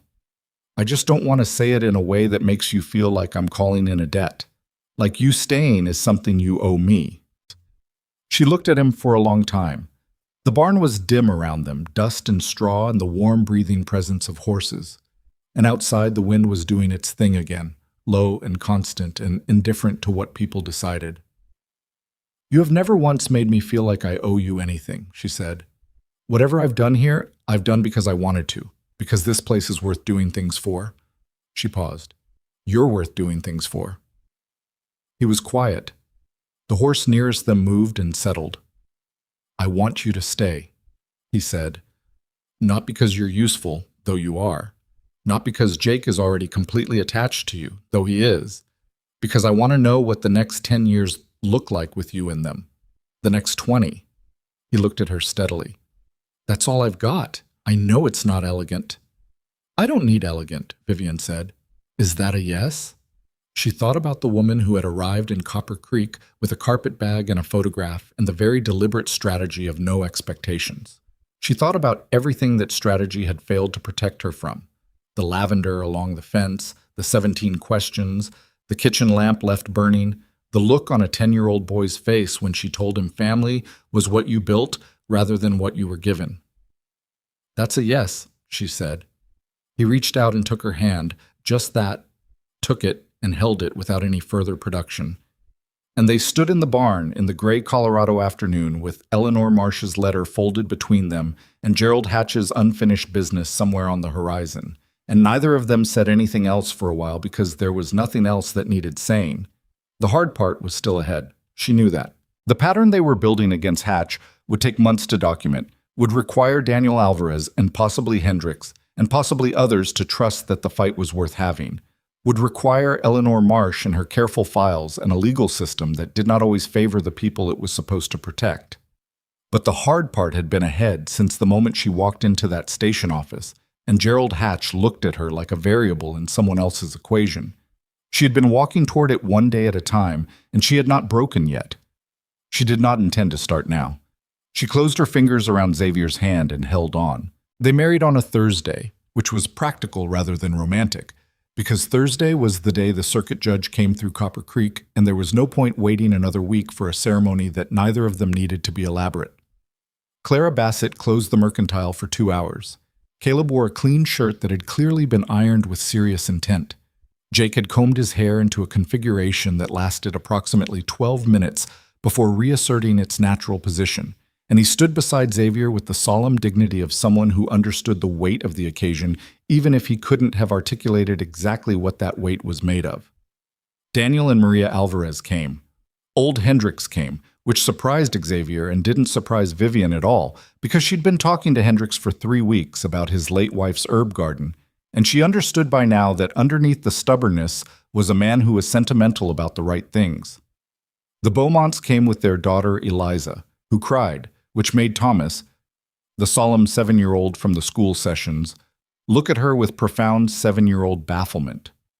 Eleanor Marsh had sent a letter from Denver that arrived the day before, which was not a wedding gift exactly, but functioned as one. She had found a 4th property, a wheat farm east of town, where First Copper Creek Bank had used the same operational change clause to accelerate a loan and force a sale 18 months ago. The previous owner had moved to Kansas. Eleanor had located him. He was willing to talk. Vivien read that letter at the kitchen table the morning of her wedding and thought, 4 properties. 4 documented instances of the same mechanism. That was no longer a coincidence that could be argued away. She set the letter on her desk next to her father's photograph and went to get dressed. The ceremony was 12 minutes long. The judge was a practical man who appreciated brevity and had 6 more stops to make before nightfall. Xavier said what he was supposed to say in a voice that was steady and quiet, which was exactly how he said everything important. Vivien said the same words back and meant all of them, which she had not been certain about before she started saying them and was completely certain about by the time she finished.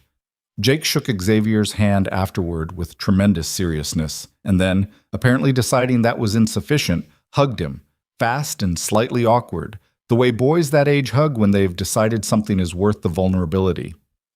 Xavier put one hand on the back of the boy's head and held on for a moment, and Vivien looked away because some things were private even in a room full of people. Claire Bassett produced cake from somewhere. Nobody asked from where. It was dense and slightly lopsided and absolutely the best thing Vivien had eaten since leaving Boston, though she suspected that was partly circumstantial. Gerald Hatch did not come. Nobody had expected him to. But 3 different people mentioned, in the way of a small town, that they'd seen his horse outside the bank that morning and that he'd sent his clerk to the county records office first thing after the ceremony was registered, checking, Vivien assumed, whether the marriage triggered the language he'd been waiting to use. It did. She knew it did. The question was what he would do with it and when. The answer came 11 days later. The letter from First Copper Creek Bank arrived on a Monday, addressed to Xavier, written in the formal language of institutions that had been practicing authority long enough to confuse it with legitimacy. Vivien read it over Xavier's shoulder at the breakfast table while Jake was outside doing morning chores. The bank, the letter explained, had reviewed the terms of the outstanding loan against the South Acres of Thornton Ranch in light of recent material changes to the ranch's operational and residential character. Citing Section 14, Paragraph 3 of the original loan agreement, the bank was exercising its right to reassess. Full repayment was requested within 90 days. Failure to comply would result in the bank pursuing its legal remedies regarding the secured property. It was signed by Gerald Hatch personally, not by a clerk. By Hatch himself, which told her something about how much this moment meant to him. Xavier set the letter on the table carefully, the way you set something down when your hands want to do something else. 90 days, he said. 90 days, Vivien confirmed. I can't pay the full amount in 90 days. I know. If he forecloses on the South Acres, he won't get the South Acres, Vivien said. Her voice was calmer than she felt, which was a trick she had learned from watching her father's creditors and deciding to be the opposite of him when the pressure came. He wants the whole ranch. The South Acres alone aren't worth this fight to him. He's using the mortgage to apply pressure. He wants us to panic and make a mistake. What's the mistake he's hoping we make? Selling, or negotiating directly with him, without a lawyer, under time pressure. She picked up the letter. He wants us across the table from him before Eleanor's involved. He's very good at tables. Xavier was quiet for a moment. He had his hands flat on the table again. Decision posture. We need to get Eleanor here. I wrote to her last night, Vivien said. I anticipated this. He looked at her. When? When we registered the marriage at the county clerk's office. I knew he'd be watching. I knew the clock would start. She stood and took the letter to her desk. Eleanor needs to file a response before he can take any further action. We need to put him on defense for once. What kind of response? A challenge to the clause itself. Not just our specific case, the pattern. 4 properties, same mechanism, same bank, same result. She came back to the doorway of the study. Eleanor's argument is that this isn't a standard contract provision. It's a predatory instrument used systematically to strip property from owners who can't mount a legal defense. If she can get that argument in front of a territorial judge rather than a county one, Hatch loses the home advantage. Xavier absorbed this. That takes time. Everything takes time, she said. The question is whether we can control how the time is used. Jake came in through the back door with a gust of cold air and muddy boots, and the news that 2 of the south fence posts had heaved in the recent freeze and needed resetting before the cattle pushed through them. He read the room with the animal accuracy of a child who'd grown up paying attention to adult silences. Bad news? He said. Manageable news, Vivien said. He looked at Xavier, who confirmed this with a nod that was not entirely convincing. Jake looked back at Vivien, who kept her expression steady, and he made the calculation that children make when they decide to trust an adult's version of a situation and go with it. I'll get Caleb about the fence posts, he said, and went back out. Eleanor Marsh arrived from Denver 8 days later on the afternoon stage, carrying a leather document case that looked like it had been through several serious arguments and won all of them. She was in her mid-40s, small and composed, with reading glasses she wore pushed up on her head when she wasn't using them, and down on her nose when she was, and she moved through the Thornton house with the brisk efficiency of someone who was already working. Vivien had met her twice before, briefly, during the worst of her father's estate negotiations. Eleanor had not been her lawyer. She'd been across the table, representing one of the creditors, but she had been consistently fair, which in Vivien's experience was rarer than being competent. They sat in the study, the three of them, Xavier, Vivien, and Eleanor, with the bank letter and Eleanor's files and Vivien's 4 pages of original mortgage notes spread across the desk, and Eleanor went through everything with the methodical attention of someone who found disorder personally offensive. "The clause is bad drafting," Eleanor said, after 20 minutes. "Intentionally bad. Vague enough to mean whatever the bank decides it means on a given day, specific enough to cite in a letter without looking arbitrary." She tapped the mortgage document. "This is not a mistake. This was written by someone who knew exactly what they were doing." "Can we challenge it?" Xavier said. "We can challenge it. The question is where and in front of whom." She looked at Vivien. "Your instinct about the territorial court is right. County judge in Copper Creek. I'd give us even odds at best, and even odds isn't good enough given what's at stake.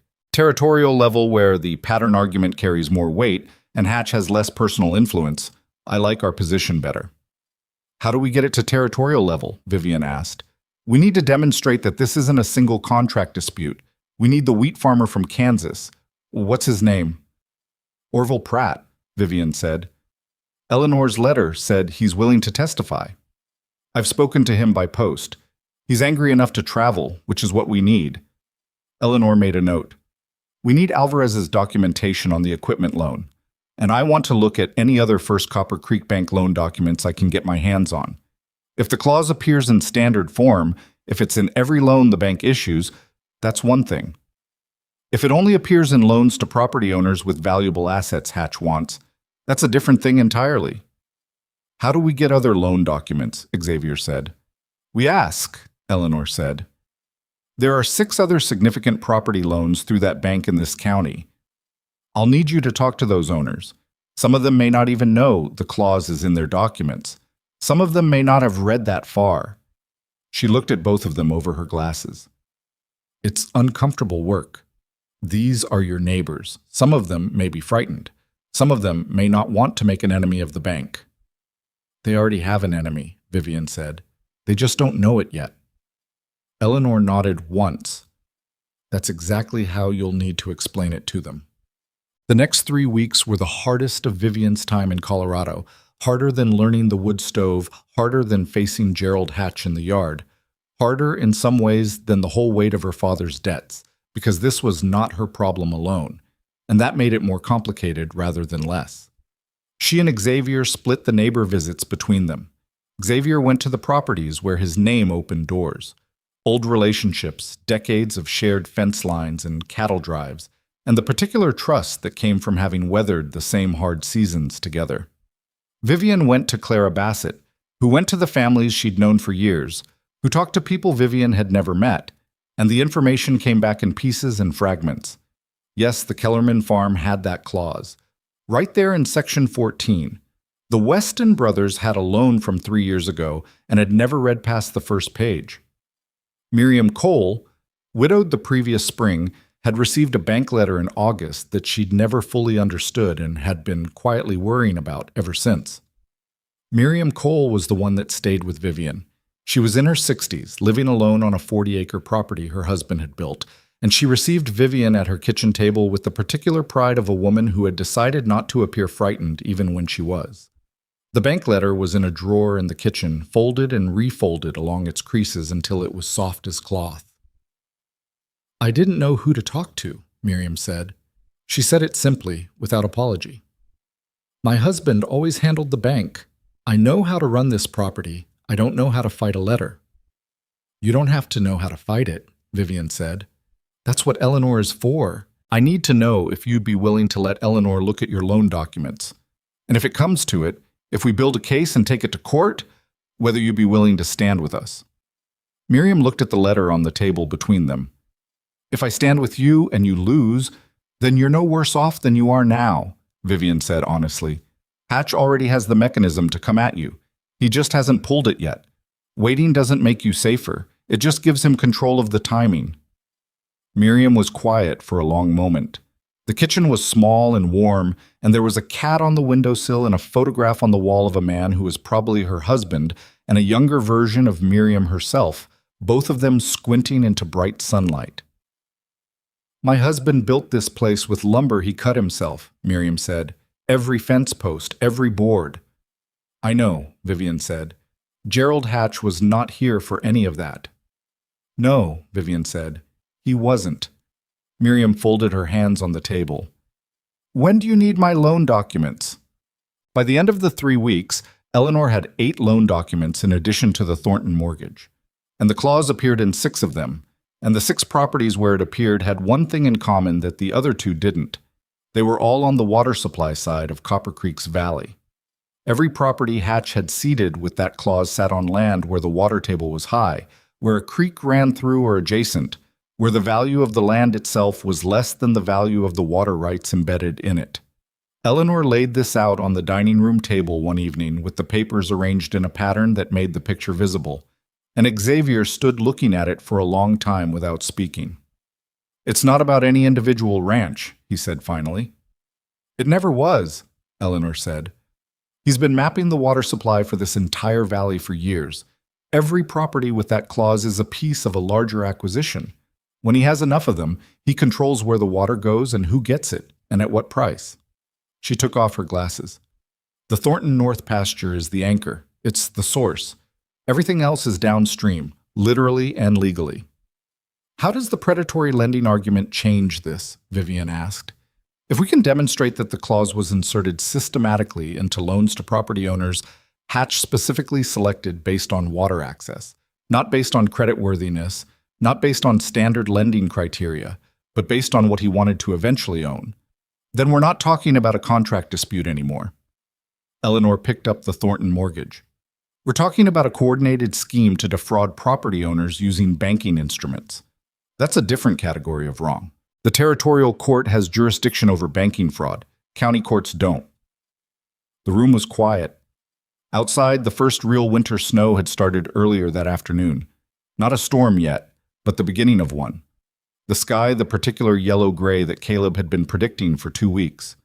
Vivien could hear the ranch hands moving between the barn and the bunkhouse, the muffled sounds of an operation preparing for weather. "When can you file?" Xavier asked. "I need 2 more weeks to finish the documentation," Eleanor said. "I want Orville Pratt's signed statement. I want Miriam Cole's loan documents formally incorporated. And I want the water map." She looked at Vivien. "You said you'd been drawing it." "It's not professional," Vivien said. She'd been working on it for 10 days, a careful accounting of every property in the valley, the water sources, the creek lines, the loan properties marked distinctly. It was done in pencil on the largest paper she could find, and it was accurate, if not elegant. "It doesn't need to be professional," Eleanor said. "It needs to be clear. A judge needs to be able to look at it and see the pattern without me having to explain it twice." Vivien went to the study and brought back the map. Eleanor spread it on top of the loan documents, and the 3 of them looked at it. The valley laid out in pencil lines, the creek running through the middle, the Hatch Clause properties marked in a configuration that, when you saw it whole, was not a coincidence and never had been. "There it is," Eleanor said quietly. Xavier put his finger on the North Pasture Spring, the place where everything started, the place Gerald Hatch had been working toward for years, one careful loan at a time. "He's been patient," Xavier said. "He has," Eleanor agreed. "He is, but patience has a cost. He's waited long enough that there are now 8 property owners who understand what he's been doing. That's 8 people with reason to testify." She looked at Vivien. "When he set that trap in your mortgage, the operational change clause, he was counting on this ranch being quiet and isolated. He wasn't counting on you." Vivien looked at the map. She thought about the woman who had arrived at the Copper Creek station with a carpet bag and a strategy of no expectations. She thought about how that strategy had lasted approximately 4 hours before this place had started dismantling it, one piece at a time. "How soon can we tell the other property owners what we're filing?" she asked. "After we file," Eleanor said. "Not before. If Hatch hears what's coming, he'll move on the 90-day clock immediately. We need the filing in front of the territorial court before he can accelerate anything." And if he moves before we file? Then we file in response, Eleanor said. It's a worse position, but it's not a losing one. She began reorganizing the papers with the efficiency of someone who found disorder physically uncomfortable. I'll need the study for the next 2 weeks. It's yours, Vivien said. Ok. The storm arrived the following Thursday. Caleb had been right about the weather and wrong about the timing. He'd predicted it for the weekend, but Colorado didn't consult predictions, and by Thursday morning the snow was coming down in the heavy, determined way that meant it had decided to stay. By afternoon, the temperature had dropped fast enough to feel aggressive, and Xavier was out with 3 of the hands moving the most vulnerable cattle to the south barn, and Vivien was in the kitchen making the calculations of a household facing a sustained storm: food, fuel, water, before the pipes could freeze. The particular mathematics of keeping people warm and fed when the world outside had decided to be inhospitable. Eleanor was in the study with the door mostly closed and the lamp burning, working through documents with a focus that suggested the storm was not her primary concern. Jake was supposed to be helping Vivien in the kitchen and was instead hovering near the window watching the snow with the divided attention of someone who wants to be useful and interesting simultaneously. Jake? Vivien said, without looking up from the stove. I'm helping. You're watching snow. I'm watching the snow while being available to help. She handed him a stack of firewood from the box near the stove. Take that to Eleanor and ask if she needs anything. He went.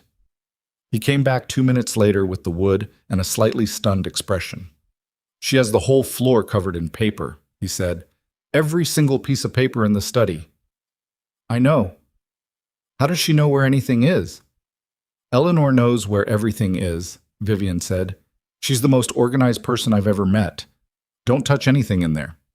I didn't touch anything. He paused. I almost touched something, but I didn't. Good. Outside, the wind picked up, not dramatically, but with the purposeful quality of something that intended to stay for a while.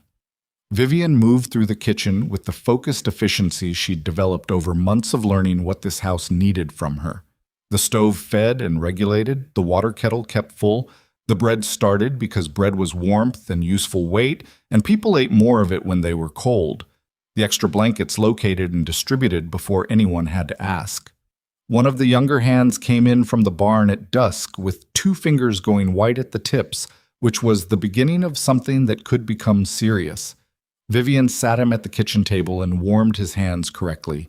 Not with direct heat, which was the instinct and the wrong thing to do, and made him drink something hot and watched his color return. And he was sheepish and grateful, and she told him to keep his gloves on and sent him back out better equipped than he'd arrived.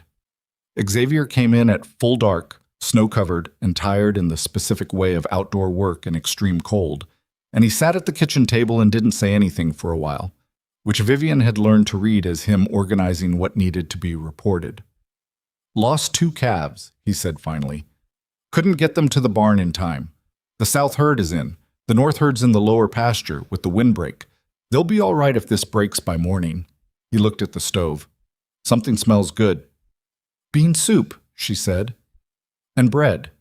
He pulled off his outer coat slowly, with the careful movements of someone whose muscles had gotten cold enough to voice an opinion.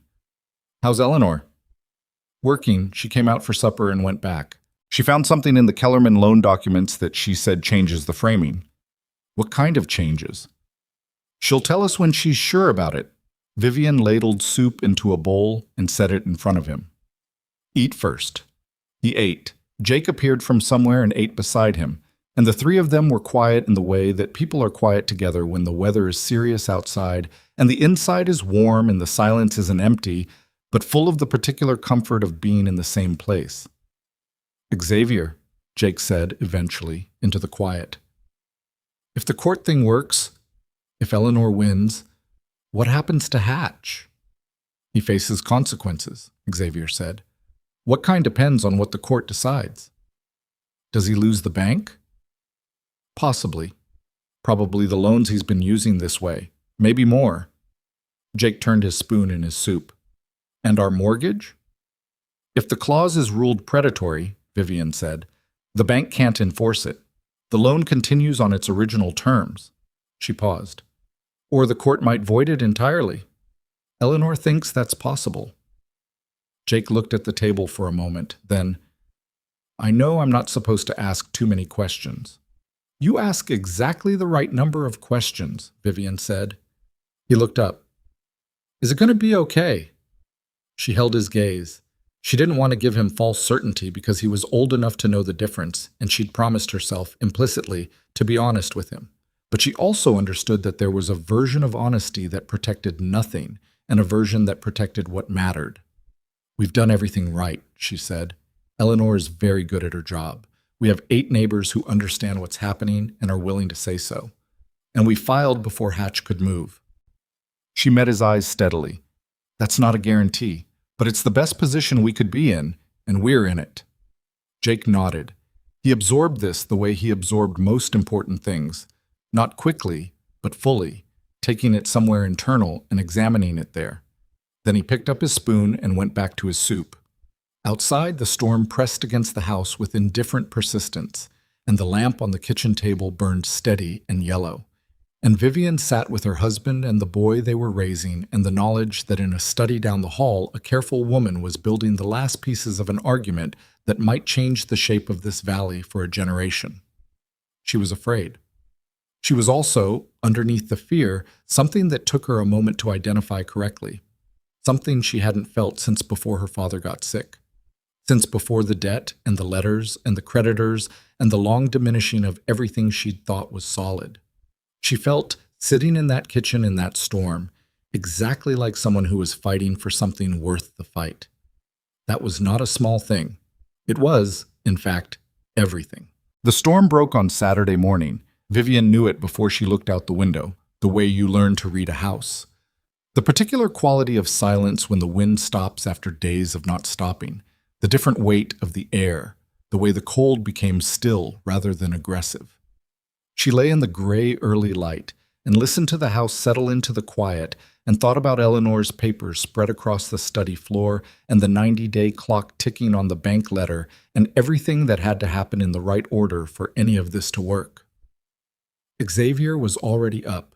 She could hear him downstairs, the particular cadence of his morning movements, the stove, the coffee, the boots at the back door. She had learned the sound of him the way you learn the sound of a house itself. Something absorbed gradually until it becomes the baseline of normal. She dressed and went down. Eleanor was already at the kitchen table, which meant Eleanor had either not slept or had woken before the storm broke, and the expression on her face was the one Vivien had seen exactly once before. When Eleanor had found the Kellerman documents 2 nights ago and come out of the study with the controlled energy of a woman who has located the thing she was looking for. I need to talk to both of you, Eleanor said. Xavier poured 3 cups of coffee and sat down. Eleanor set a single document on the table.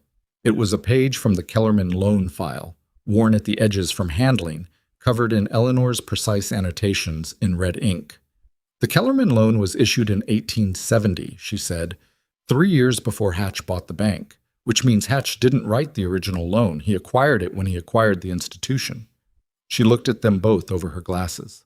But this clause, Section 14, Paragraph 3, was added to the Kellerman document in 1871. After the original signing, there's a notation here, initialed by the borrower, that was supposed to indicate consent to the amendment. Supposed to? Vivien said. Martin Kellerman died in 1872. His widow, Margaret, has been managing the property since. I wrote to her last week. Eleanor tapped the notation. She says her husband never discussed any amendment with her. She says he couldn't read well and signed whatever the bank put in front of him because he trusted them. A pause. She kept the original loan document, the one from 1870. The clause is not in it. The kitchen was very quiet. It was inserted afterward, Xavier said slowly, into an existing loan, after the original signing, with an initialed consent that the borrower may not have understood he was signing. Eleanor removed her glasses entirely, which Vivien had learned meant she was about to say something she'd been building toward for a while. This changes what we're filing, not a predatory lending patterns, though that remains part of it. This is potential fraud, document fraud. If Hatch or his predecessor altered existing loan documents without informed consent, we're not talking about a banking dispute anymore. We're talking about something the territorial court doesn't just have jurisdiction over. We're talking about something they have an obligation to investigate. Xavier looked at Vivien. She looked back at him. How strong is Margaret Kellerman's testimony? Vivien asked. Strong enough if we have the original document alongside the amended one, Eleanor said. She kept it. People who distrust institutions tend to keep things. She allowed herself a very small, very dry expression that was almost a smile. It's one of the more useful human tendencies. When do you file? Xavier asked. Monday, Eleanor said. I need one more day to integrate this, and I need to send word to Orville Pratt. He needs to know the argument has expanded. She picked up her coffee. This is what we needed. This is the piece that moves it from a pattern to a provable act. Eleanor filed on Monday. The snow was still a foot deep on the ground and the road to the county seat was punishing, but Eleanor had arranged for a rider she trusted to carry the documents, and by Tuesday afternoon, confirmation came back that the filing had been received and assigned to a territorial judge named Aldous Crane, who Eleanor described, in a letter to Vivien, as thorough and humorless, which she said were the qualities you wanted in a judge, when the opposing side had better social skills than legal standing. Gerald Hatch's response arrived not as a legal document, but as a personal visit, which told Vivien everything about how the filing had landed. He came on Wednesday afternoon, alone again, and this time he didn't have the easy posture of a man conducting an inventory. He had the posture of a man who was still controlling himself carefully, but finding it required more effort than usual. He stood in the yard and asked for Xavier, and Xavier came out, and Vivien came out behind Xavier, because she was not going to stand inside and wait. Hatch looked at her when she appeared. Something moved in his expression, not quite anger, more like the acknowledgement of a mistake in calculation. Mrs. Thornton, he said. He said it precisely, the way you repeat a fact you've recently been required to accept. Mr. Hatch, she said. He turned back to Xavier. I think we should talk about this filing, he said. I think there's been a misunderstanding about the nature of the loan agreement that a direct conversation could resolve. I have a lawyer, Xavier said. Direct conversations go through her. Lawyers make things adversarial, Hatch said pleasantly. That's not in anyone's interest. You sent a 90-day payment demand, Xavier said. That established the adversarial nature of the situation. Hatch was quiet for a moment. He looked out at the property. The south barn, the fence lines, the white expanse of the pastures still under snow. It was a look Vivien recognized, the inventory look. But it was different now. Now it was a man looking at something he'd thought he was close to having and recalculating the distance. This doesn't have to go to court, he said. What are you offering? Vivien said. He looked at her again. I'm offering a resolution that doesn't require anyone to spend months in legal proceedings. You're offering a resolution that keeps a territorial judge from looking at your loan documents, Vivien said. Those are not the same thing. Hatch's jaw tightened, just slightly, just enough. You've been here 4 months, he said, and there was something underneath the pleasant tone now, something that had been patient for a long time and was running low. You don't understand how this valley works. You don't understand what I've built here or what I'm trying to build. I understand exactly what you're trying to build, Vivien said. I've spent 4 months looking at the map of it, piece by piece, water source by water source. Every property between here and the Eastern Ridge with a clause in Section 14, Paragraph 3. She kept her voice even. I understand it better than most people who've lived here their whole lives, because I came in with no assumptions about what was normal. The yard was silent except for the cold. Somewhere behind them in the house, Jake was doing his schoolwork. She could hear the faint scrape of his chair. And in the barn, Caleb was moving quietly through the afternoon chores, and all of it felt very specific and very worth protecting. What do you want? Hatch said. He was still talking to Xavier, but his eyes had moved back to Vivien, and the question was aimed at her. I want the court to look at the Kellerman loan amendment, she said. I want Orville Pratt and Margaret Kellerman and Miriam Cole and Daniel Alvarez to say what they know in front of a territorial judge. And then I want whatever the law decides to do with that information to happen without anyone interfering with it. She paused. That's all. He looked at her for a long moment. She did not look away, and she was not afraid, and she wanted him to know that, because men like him operated most effectively on fear, and she was not going to give him any. He left without another word. He mounted his horse and rode back toward town, and Vivien watched him go and then let out a slow breath she'd been holding longer than she realized. Xavier stood beside her. "That's not over," he said. "No," she agreed, "but the shape of it changed." Quote, the territorial court hearing was set for the third week of February, which gave Eleanor 6 more weeks to build the case to the standard she wanted, and gave the property owners who'd agreed to testify time to arrange their affairs. Vivien spent those weeks teaching, managing the ranch's winter operations, and helping Eleanor organize a documentation package that by the end had grown to 47 pages and a hand-drawn map that Clara Bassett's husband, who turned out to have surveying experience, had helped Vivien redraft in clean ink. The school sessions continued through the winter with 11 children now, the Hensley twins having been added once their mother decided that 3-year-olds were old enough to sit still for an hour if the person in charge was firm about it. Vivien was firm about it. The twins sat still. Rosa Alvarez had become, in Vivien's quiet assessment, the sharpest mind in the room. She had a way of following an argument to its end that most adults didn't bother with, and she had told Vivien in December that she wanted to be a lawyer, which Vivien had received without surprise and with complete seriousness, and had started giving her harder reading material accordingly. Jake, who had originally come to school reluctantly, since he lived with the teacher and felt this gave him less latitude for complaint, had quietly become its most consistent attendee. He was reading 2 years above where he'd been when Vivien arrived, which she didn't mention to him because he would find it embarrassing, but she noted it. She noted everything about Jake, the way you note things you're responsible for and have come to love, which was a word she turned over carefully in her mind and found was accurate. She loved that boy, not in a performing, announcing way, in the quiet daily way of making sure his coat was buttoned, and his questions got answered, and someone was paying attention to the things he was too young to know he needed attended to. It was not dramatic. It was just true. The February hearing lasted 2 days. Vivien was not a lawyer, and her role was not in the courtroom, but in the preparation room adjacent, where Eleanor needed documents located and ordered on a timeline that changed 3 times as the proceedings developed. She was good at it. Better, Eleanor told her at the end of the first day, than 2 paralegals she'd worked with in Denver. And she was grateful for the task because it kept her hands busy and her mind on something concrete.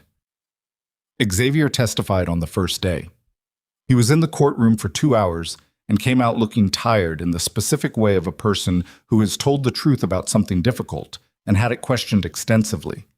He sat down beside Vivien in the preparation room and didn't say anything for a while. "How was Crane?" she asked. "Thorough," he said. "Asked the same question 4 different ways. I think he was checking to see if the answer changed." "Did it?" "No," Xavier said. "It doesn't, when you're telling the truth. That's the advantage." Orville Pratt testified that afternoon. He'd come from Kansas with the air of a man who had been waiting 3 years for this specific opportunity and was not going to waste it.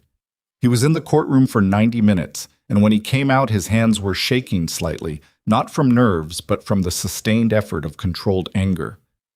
"I told them everything," he said to Vivien in the corridor. "Every conversation I can remember, every letter. I kept all the letters." He looked at her. "You were right that it was worth coming." "I'm glad you did," she said. Margaret Kellerman testified on the second morning, bringing her original 1870 loan document in a tin box she'd apparently kept under her bed for years. She was 71 and walked with a cane and sat in the witness chair with the composure of someone who had decided this was worth whatever it cost. When Eleanor presented the original document alongside the amended version and asked Margaret whether her husband had ever discussed an amendment to the loan, Margaret said clearly and without hesitation that he had not, that she would have known, and that the initial on the amendment page was not his signature as she knew it. Vivien, in the preparation room, heard none of this directly. She heard it from Eleanor, who came out during a recess with a controlled expression that Vivien had learned to read as Eleanor being very carefully not triumphant yet. "Crane is asking good questions," Eleanor said. The right questions. He's not confused about what he's looking at. What does that mean? It means he's already past the question of whether the pattern exists. He's asking about extent and remedy. She poured herself water from the pitcher on the preparation room table. That's the conversation you have when you've accepted the premise. Vivien sat with that for a moment. When will he rule? He said 2 weeks, Eleanor said. For something this size, that's fast. The ruling came in 11 days. Eleanor brought it to the ranch on a Thursday afternoon, riding out from Copper Creek with the document case and the expression of a woman who had read the ruling twice and was still reading it internally. She sat down at the kitchen table. Jake was at the school session in town, Caleb was in the barn, and for once the house was quiet. And she put the ruling on the table between herself and Xavier and Vivien. It was 14 pages. Vivien read it with Xavier beside her, and Eleanor watching them both with the patience of someone who has already processed a thing and is now watching other people catch up. Judge Crane found the operational change clause predatory in application, systematically deployed against property owners in ways that did not meet the standard of informed lending practice. He voided the clause in all 8 documented loans. He ordered the Thornton mortgage to continue on its original terms with no accelerated payment. He referred the matter of the Kellerman document amendment to the Territorial Attorney General for investigation of potential fraud.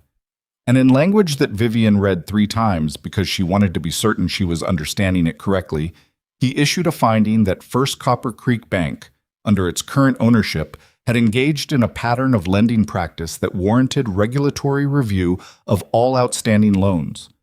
The bank was not immediately seized. Hatch was not immediately arrested. The law moved slowly, and this was the beginning of a longer process, not the end of one. Eleanor said this clearly, and Vivien had expected it. But the clause was void. The 90-day demand was void. The Thornton South Acres were safe, and Gerald Hatch, who had been careful and patient and methodical for years, had been named in a territorial court ruling as the subject of regulatory inquiry, which was the kind of thing that couldn't be managed away quietly. It's not everything, Eleanor said. The Attorney General investigation could take a year or more.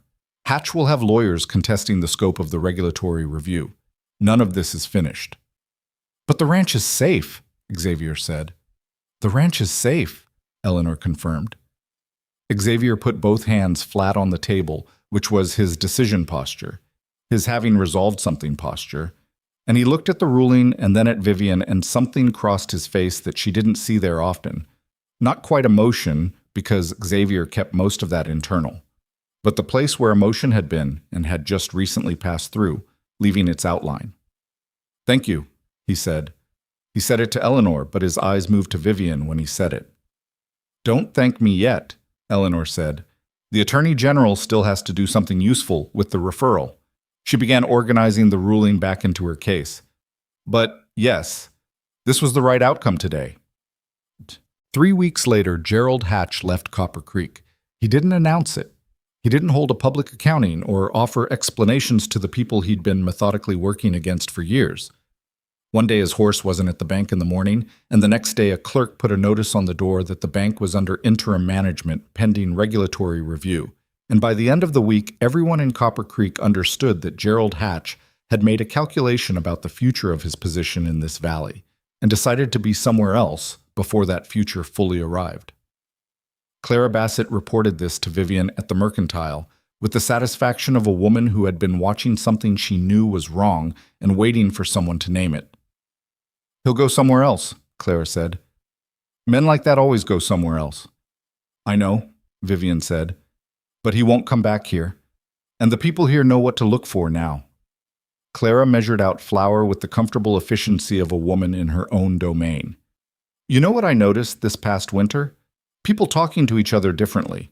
Alvarez and Hendricks, who I've watched argue about fence lines for 20 years, sitting in the same pew, well, at the same table, at the hotel, having coffee, like they're old friends. Miriam Cole coming into town more. The Beaumont girl talking about college. She set the flour on the counter. Things move when people start paying attention to them. Things were already moving, Vivien said. I just helped people see where. That's not nothing, Clara said. That's actually the thing. The school got its own room in April, not a real schoolhouse. That would take longer, would require more money and more planning, and the particular negotiations that happened when a community decided to formalize something that had been informal. But the town council, which had been watching the school sessions at the Mercantile with the cautious interest of people who hadn't expected them to last, allocated a room in the town hall building and a committee formed to discuss what a proper school might look like. And Rosa Alvarez told Vivien with complete composure that she planned to be on that committee, which made Vivien set down what she was doing and look at the girl for a moment. "You're 11, Vivien said. "I know," Rosa said, "but I'm going to be 12 in August, and I'll go to the meeting in September."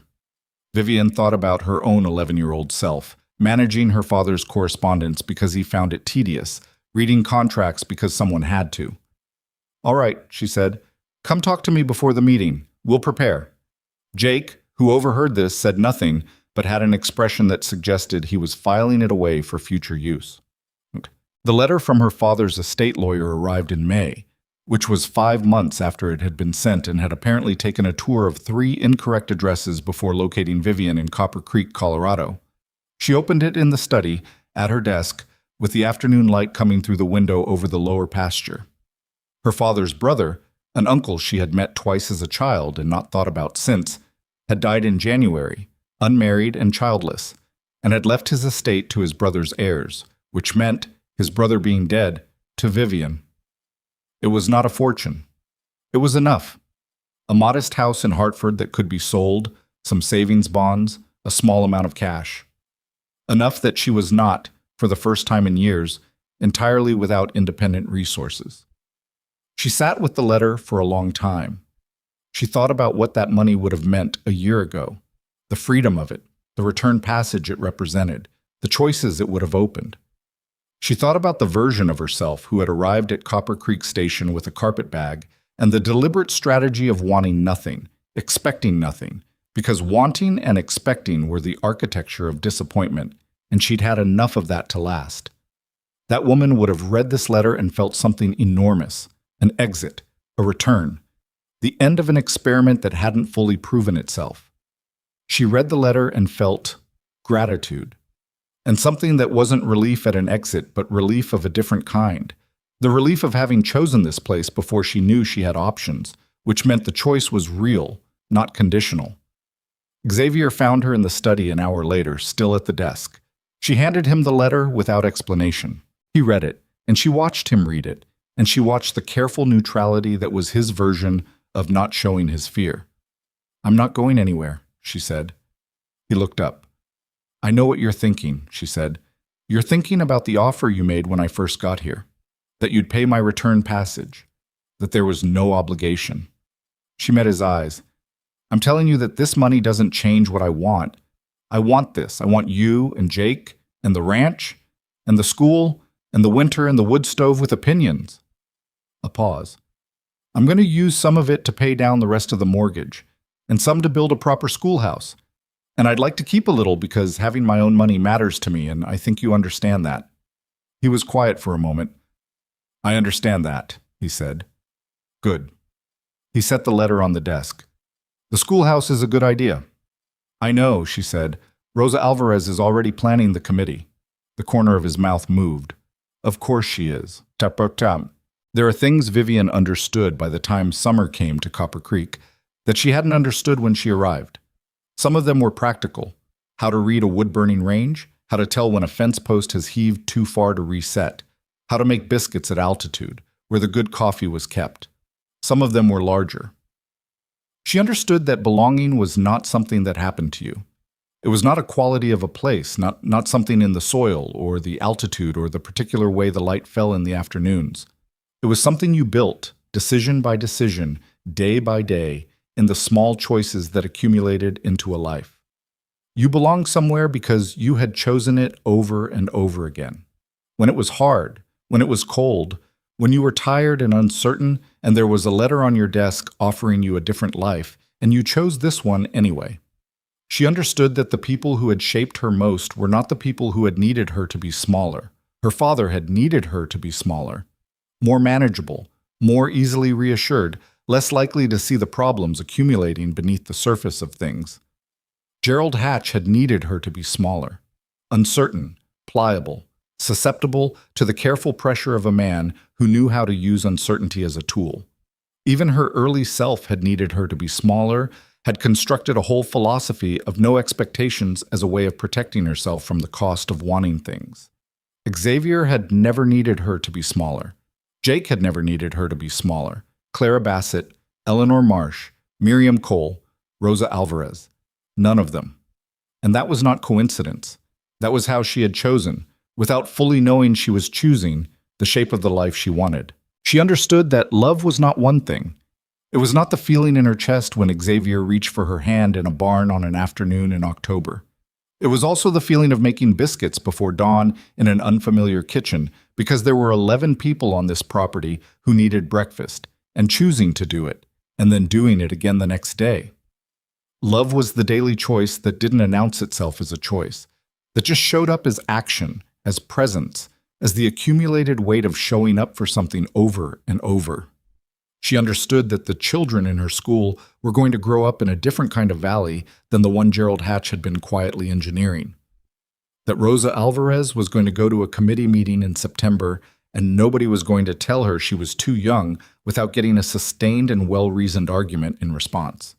That Thomas, who had wanted to know about stars, now had 3 books on astronomy and was working his way through them with the seriousness of someone who has found their particular kind of knowing.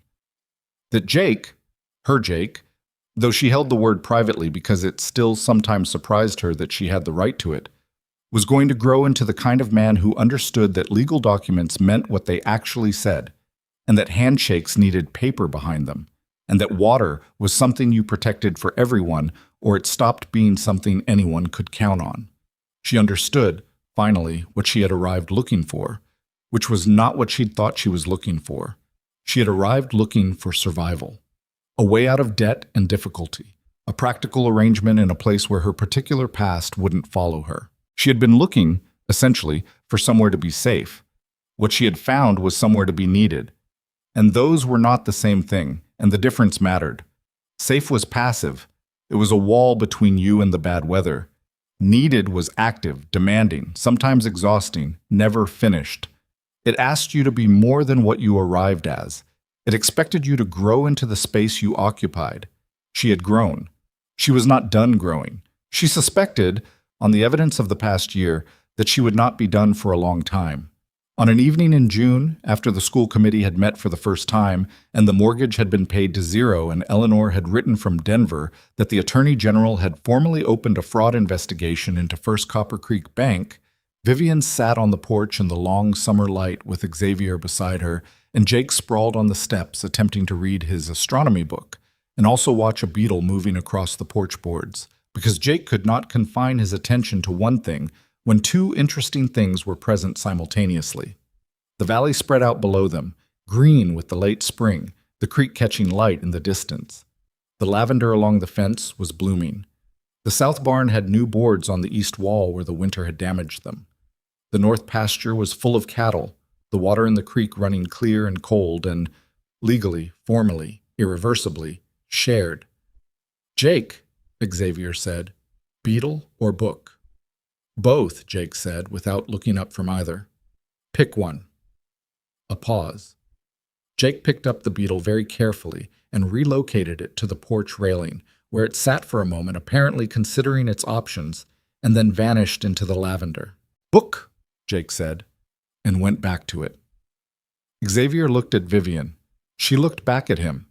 There was nothing that needed saying, which was one of the things she had come to understand about the best kind of company.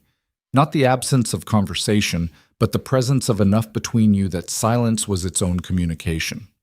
She had come west with no expectations, and found something she didn't have words for before she arrived here, something that wasn't in the vocabulary of a woman who had decided wanting things was too expensive.